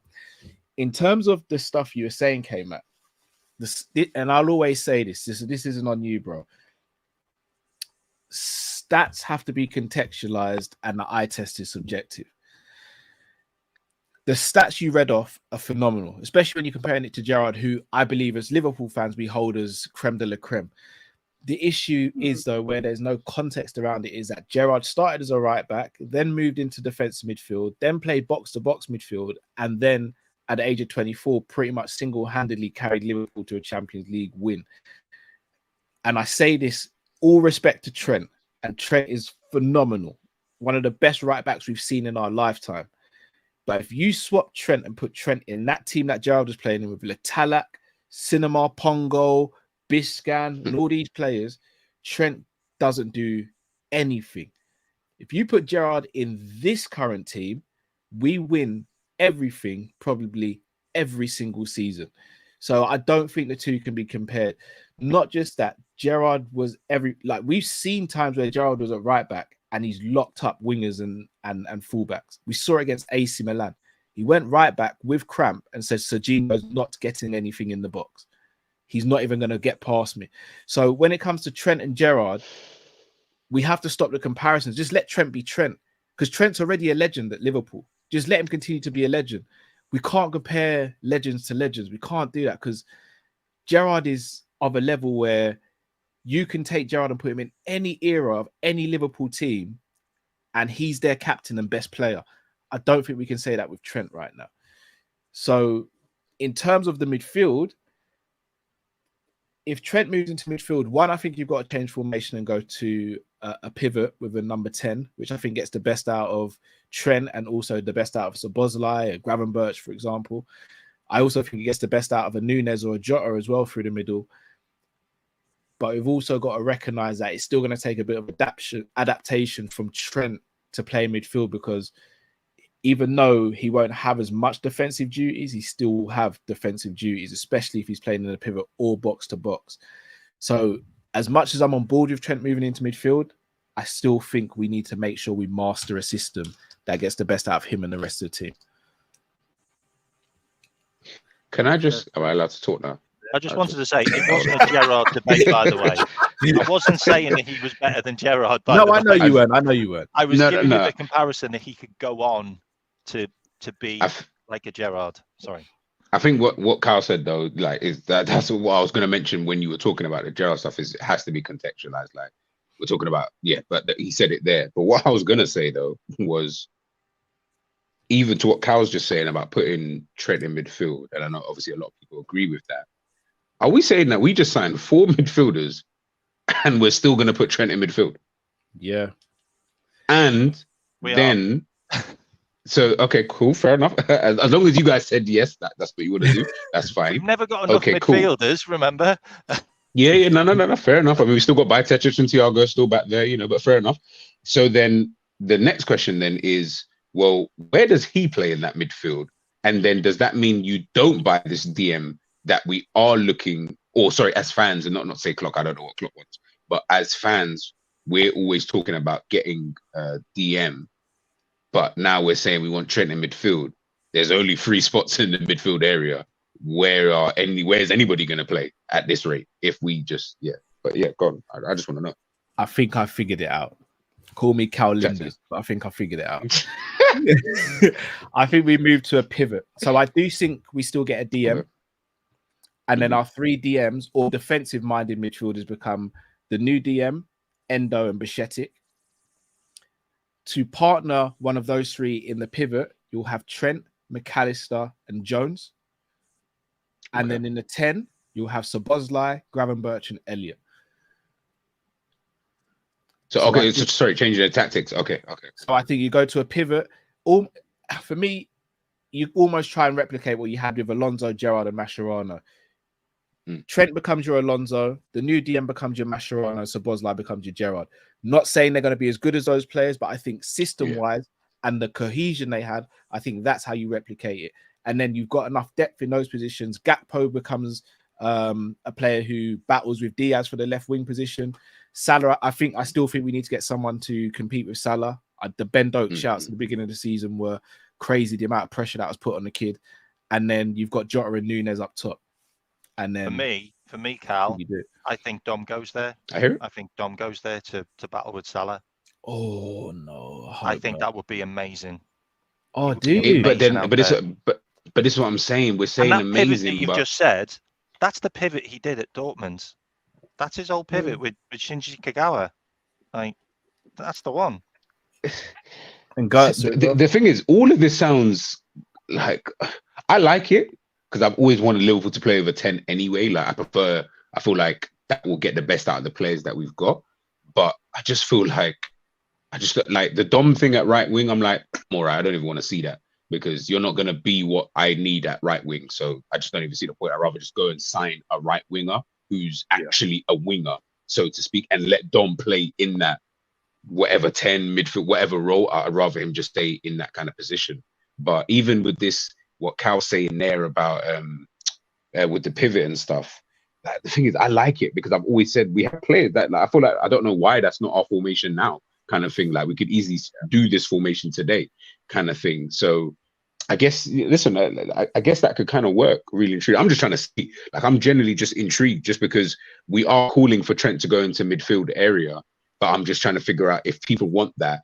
What is then the solution for everyone else? Because I feel like Klopp will keep playing the same system that he plays and just have Trent almost as your DM and have potentially someone else like even Gomez, or even just not having Gomez there and just having the 3 central midfielders almost kind of just help him in defensive transitions, as opposed to saying, all right, Gomez, you're the right back, so I need you to come in field. Because as we said, like with Gomez, he provides that balance on that right back position, and he's really, really good there, kind of thing. So, or he's showing that he's really good this season. So I think he would just keep it the way it is, have the 3 there. Trent's already in there. McAllister and Szoboszlai between you two just kind of help Trent out in defensive transitions, as opposed to doing that. But I like your way better, to be honest. So it's really just seeing how Klopp can get it to work. But you're right, K-Mac, he did do it at Dortmund, so why can't he do it now? Do you know what I mean? So I don't know. We've been screaming for this for time though, so I don't know. It's really funny what someone wrote in the chat as well. It's like we've won like 28 out of 29. But that's what I said. That's what I said. We're second in the league, and that's what I'm saying. I know. I know. Here's how I rebuttal that though, because again, I agree, wins are wins, right? But Man United finished 3rd last season, above us, and above Newcastle. But no one ever sat there and went, they're all right though. We sat there and still went, that team's not right. They've just got in this season, but we all know there's a catastrophe around the corner. Now, I'm not saying there's a catastrophe around the corner, but we still can watch games. We can win games and still go, still not right. You can get your car from point A to point B, but if something's rattling under the hood, you're still going to go, the car's still not right. And I think that's where we're at the moment. Like, we're winning games, but we know we could be way better. And all it takes is for one team to figure us out on the day and really put us through it. And then we're going, yeah, maybe it wasn't. Maybe it wasn't what it was. And then we start second guessing and doubting everything. And it's the fact that we have the players to do that. Like they're already made for what we think they could do. And they're not being given that freedom to do that, and that's what really annoys me the most. It really does annoy me the most, because I think we could be absolutely breathtaking, like in some of those formations, like that we talked about. But there you go. Do that running. Personally, with the fullback stuff, I think attacking fullbacks is the future now. I think if you look at all young fullbacks, they're all mostly attacking fullbacks now. I think that is the way football's going. I don't think fullbacks going to be used as a defensive weapon like they used to be in the past. You know, you look at all the young up and coming fullbacks around Europe. They're all attack minded. They all want to get forward. They want to play, further up the pitch from that wider, deeper position. That's where they're used now as creative footballers. You know, everyone seems to be doing it. So it wouldn't bother me if Frimpong came to Liverpool, because, you know, I don't think it's an issue. I see a lot of defensive fullbacks around the league that don't get forward and create, and I think they don't help their team out in a defensive point of view either. They just sort of like float around, do nothing. So it depends how you want to play football. So I'm not too bothered by it. With Trent though, he just screams of a midfielder now, don't he? I mean, you look at him; he's bigger than what I thought he was. He's a unit. Pause. Trent, yeah. No pause. Fuck it. No. Did Brendan Rodgers sign Frimpong? By the way, Celtic. I think so. Yeah. So yeah. No, it's another Frimpong. Wasn't it? Same Frimpong? I don't know. Same Frimpong. No, same one, because he came from Man City. Yeah. Ah, right. Okay. When I look at Trent, I just feel like if his skill set, I think if Trent played a whole season in midfield, he would be massive for us. I think when I look at Trent now, he looks like he wants to take the mantle of the main guy in this team. At this moment in time, he looks like he wants to be the man. I'm the player. This is my club. This is me. I'm taking over now. I'm the player that you're going to go to when you need something to happen. It just looks like the way that is for Trent. Should he play in midfield? Maybe. Should he play in midfield this season? Yeah. No, because it's working right now, ain't it? And why break something that's working? You know what I mean? You know, if it weren't working, I would say change it back, do something else. But let's say we won the game in the league this season, brand new midfield, he's inverting. It seems to be working, so why change anything? But I do think Klopp is looking at the future and thinking, if I get a fullback in that's a decent level, and I can put Trent into midfield, then I've bolstered maybe Trent's a Thiago replacement. Yeah, I think he is. It makes all the sense. Not a similar kind of player, but they can be that controller from the midfield that can knock, is great at passing, and and then Trent's got more of that. He can run. He's fitter, younger. Maybe we just employ within instead of going out and getting someone else, and we go and get the right back and stick Trent there and replace Thiago, guys. I don't know how you feel about that. Can I ask a question here? And don't just hear me out here. Al Wan-Bissaka is available. No. Okay. Al Wan-Bissaka is available for a free at the end of the season, if I'm not mistaken. Would anyone do it? No, I don't think it's. I absolutely roasted him on the last show. Defensively, he's very good, I think. Who's that? I don't think he's as good as he once was. I think he actually makes a lot of mistakes. And is that down to coaching, though? I don't think he'll be able to play to them. It might be. Look, these Man United players, I don't trust them full stop, man. They're always getting managers sacked. They hate every manager. I don't trust these Man United players, man. I think they're all scummy. I really do. I think every one of them's scummy, and they need to all look themselves in the mirror. And that's Wan-Bissaka included. If we're going to keep on doing inverted, for me, and we move Trent as the DM, which is where McAllister has been playing, then I've got no problems with playing, Curtis Jones or Gomez or even Quansah. Like they know the role, like they know how to play in a Klopp team, and they know how to be defensive. Like I think Curtis Jones could do a good job there. I think there's a number of players that could do a good job there. We don't need a Trent doing the old Trent stuff in that position if that's what we're going to keep on playing, because we're obviously going to keep on playing it. And if we go a goal down or it's like a draw in the second half, then he's got a habit of switching the tactics now, which is something he never used to do, by the way, which I think is a positive. And he did switch it, and we moved Trent straight into midfield. And then for some reason we had like loads of defenders in midfield against Fulham at home, and no one at the back. But you know, it's a weird one. I wouldn't like to have a guy that's going to go into the position where we need someone to be more defensive who's not defensive minded, if that makes sense. And Gomez does a really good job there. But I don't want Gomez doing inverted because that's weird. Nah, yeah. He can't do it. He looks lost. Like, you know. which is why I think maybe sometimes or you've got to let Curtis Jones could do it. Okay. Maybe you just got to let players play in the positions that are natural to them and play their own game. Maybe that's what you just do. You know, that before we might go, help. guys, it's been a great debate. The obvious. Before we go, guys, so we've got Sheffield United. We got Sheffield United tomorrow night. We're in the 93rd minute and it's still 3-3. Actually, Luton on the attack in Arsenal clear. If this ends a draw, we could go top of the league. If it ends a draw, we've got 3 more minutes. If it ends a draw, we could go top of the league. But we are playing a 1988 Sheffield AC Milan team tomorrow. Because you know that's what's going to turn up, don't you? There they are. They're Sheffield United's team photo for tomorrow. They're ready to go.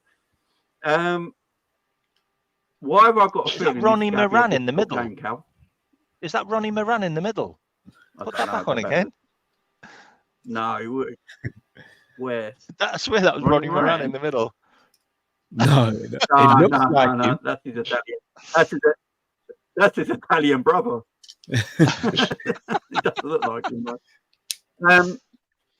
Cal, is it the Liverpool way to make things difficult tomorrow?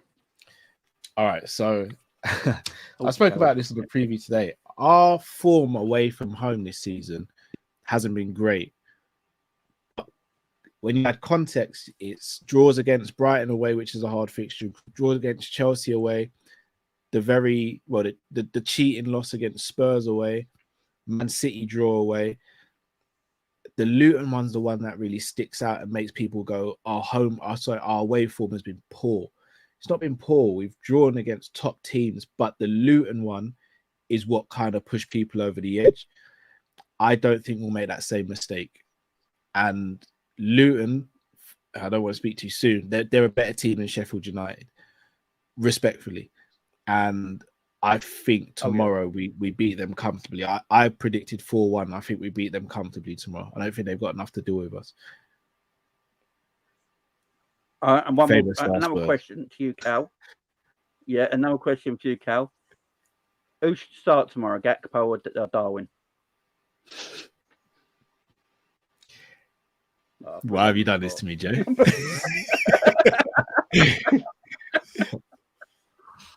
I'm going. I'll go ask everyone. I want Gakpo to start tomorrow.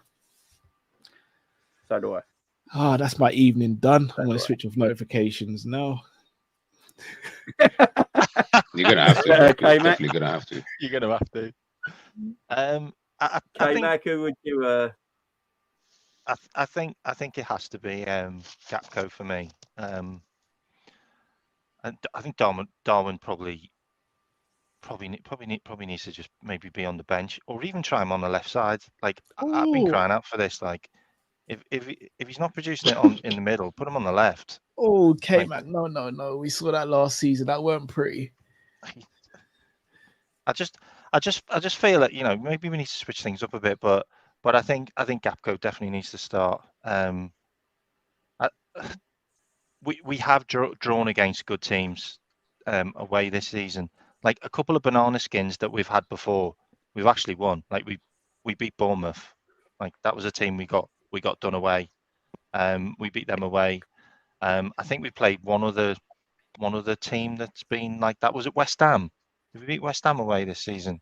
No, beat them at home. Beat them at home. Okay.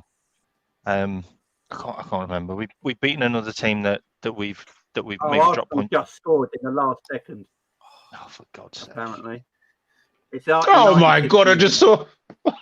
They scored. What did I tell you? What did I tell you? What did I tell you? I have said it from the beginning of the season. They're winning the league. This is their league. They scored. Yeah, like I said, this is them showing everybody that this is how they're going to do it. Declan Rice. Oh God, he's going to be loaded in now as the best signing of the season. Who did I say we should buy last season, Jay? And I got laughed at. Oh no, Declan Rice, definitely. Yeah. Anyway, yeah, I think we'll beat them. There you go. That's a good win for Arsenal. You know, they conceded 3 away to Luton. Big up. Yeah, sorry, yeah, Newcastle away. Someone's just wrote in there. Newcastle away, we beat. Yeah, that's a really hard team. Yeah. Jay, what do you reckon tomorrow, man? Yeah, Nunes. I mean, Gakpo. Gakpo. Sorry, I'm just watching the call again. This is so mad. Gakpo, I think, should start the game. Nunes hasn't really been in form. And I don't think his overall game has been enough to really warrant starting games. You know, 1 goal in 7, 1 assist in 7, I think it is now. Why not try someone else? We wanted all of these attackers for a reason, because when someone isn't firing, we wanted to be able to say, Gakpo, can you come in now and, you know, do something for us? Or Nunes, can you come in because Gakpo's not doing something? Jota, the same thing. Obviously now Jota's injured. So for me, I'm like, yeah, I've got no problem with swapping them out. Do you know what I mean? And just trying them in. I do think it's going to be a difficult game tomorrow, but I think it'll be a difficult start to the game because their crowd are going to be so up for it. Like how Luton versus Arsenal, crowd will just be on their backs kind of thing, or on our back, should I say. But I think we'll run out like 5-2 winners. I think they'll score, but I think we'll win like 5-2. Yeah, that's my team I would play tomorrow up on the screen right there. So that's the team I would play tomorrow. Gakpo scored 2 against Lask and then got dropped. Like he's got a point to prove. That's my team I would play. That's my team I would play tomorrow. Endo and Trent in a double pivot. Trent being the like the Pilo in that midfield. Szoboszlai allowed to roam in the 10. Gakpo up top, Salah and Dahl, and Luis Diaz and Gomez right back. That'll be my team to play tomorrow. And if they play that team, we win 5 or 6-0 in my opinion. My worry is that he's going to go Curtis Jones, Harvey Elliott, and McAllister in midfield. It's funny how we have a team in our minds, but we always know that Klopp won't pick a team that we think. I always find this funny where we do predictions like lineups.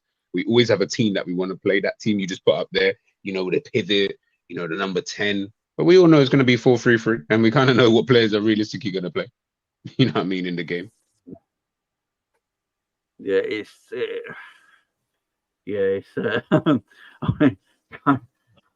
Sheffield United away. He shouldn't be playing Salah. He shouldn't be playing. Because Arsenal fan. Like he just shouldn't. He shouldn't be playing those players against Sheffield United away. Yeah, I agree. I'd like to see that team personally, but there you go. Look, hopefully we win tomorrow. If we win, you know, we go 2 points behind the Arsenal team that just conceded 3 away to Luton, so they're not as great as everyone thinks they are. And and we keep going. Remember, I keep saying Liverpool fans, remember, and Arsenal fans, keep going mad at it. Liverpool miles behind you last season. We caught up in one summer. You should be scared. And guys, thank you very much for joining me. I do appreciate it. Guys, make sure you go and check out everyone on their channels. Go and show them some love and subscribe. If you have already subscribed, go and like a few of their videos that you haven't liked yet. You know, go and leave some love. So thank you very much, guys. I do appreciate K-Mac, Cal, G, Ends, Jerry, and big up to all you guys. And Jack, of course. Big up to Jack as well, who was on earlier. Thank you very much, guys. Appreciate it. Enjoy your night. See you again.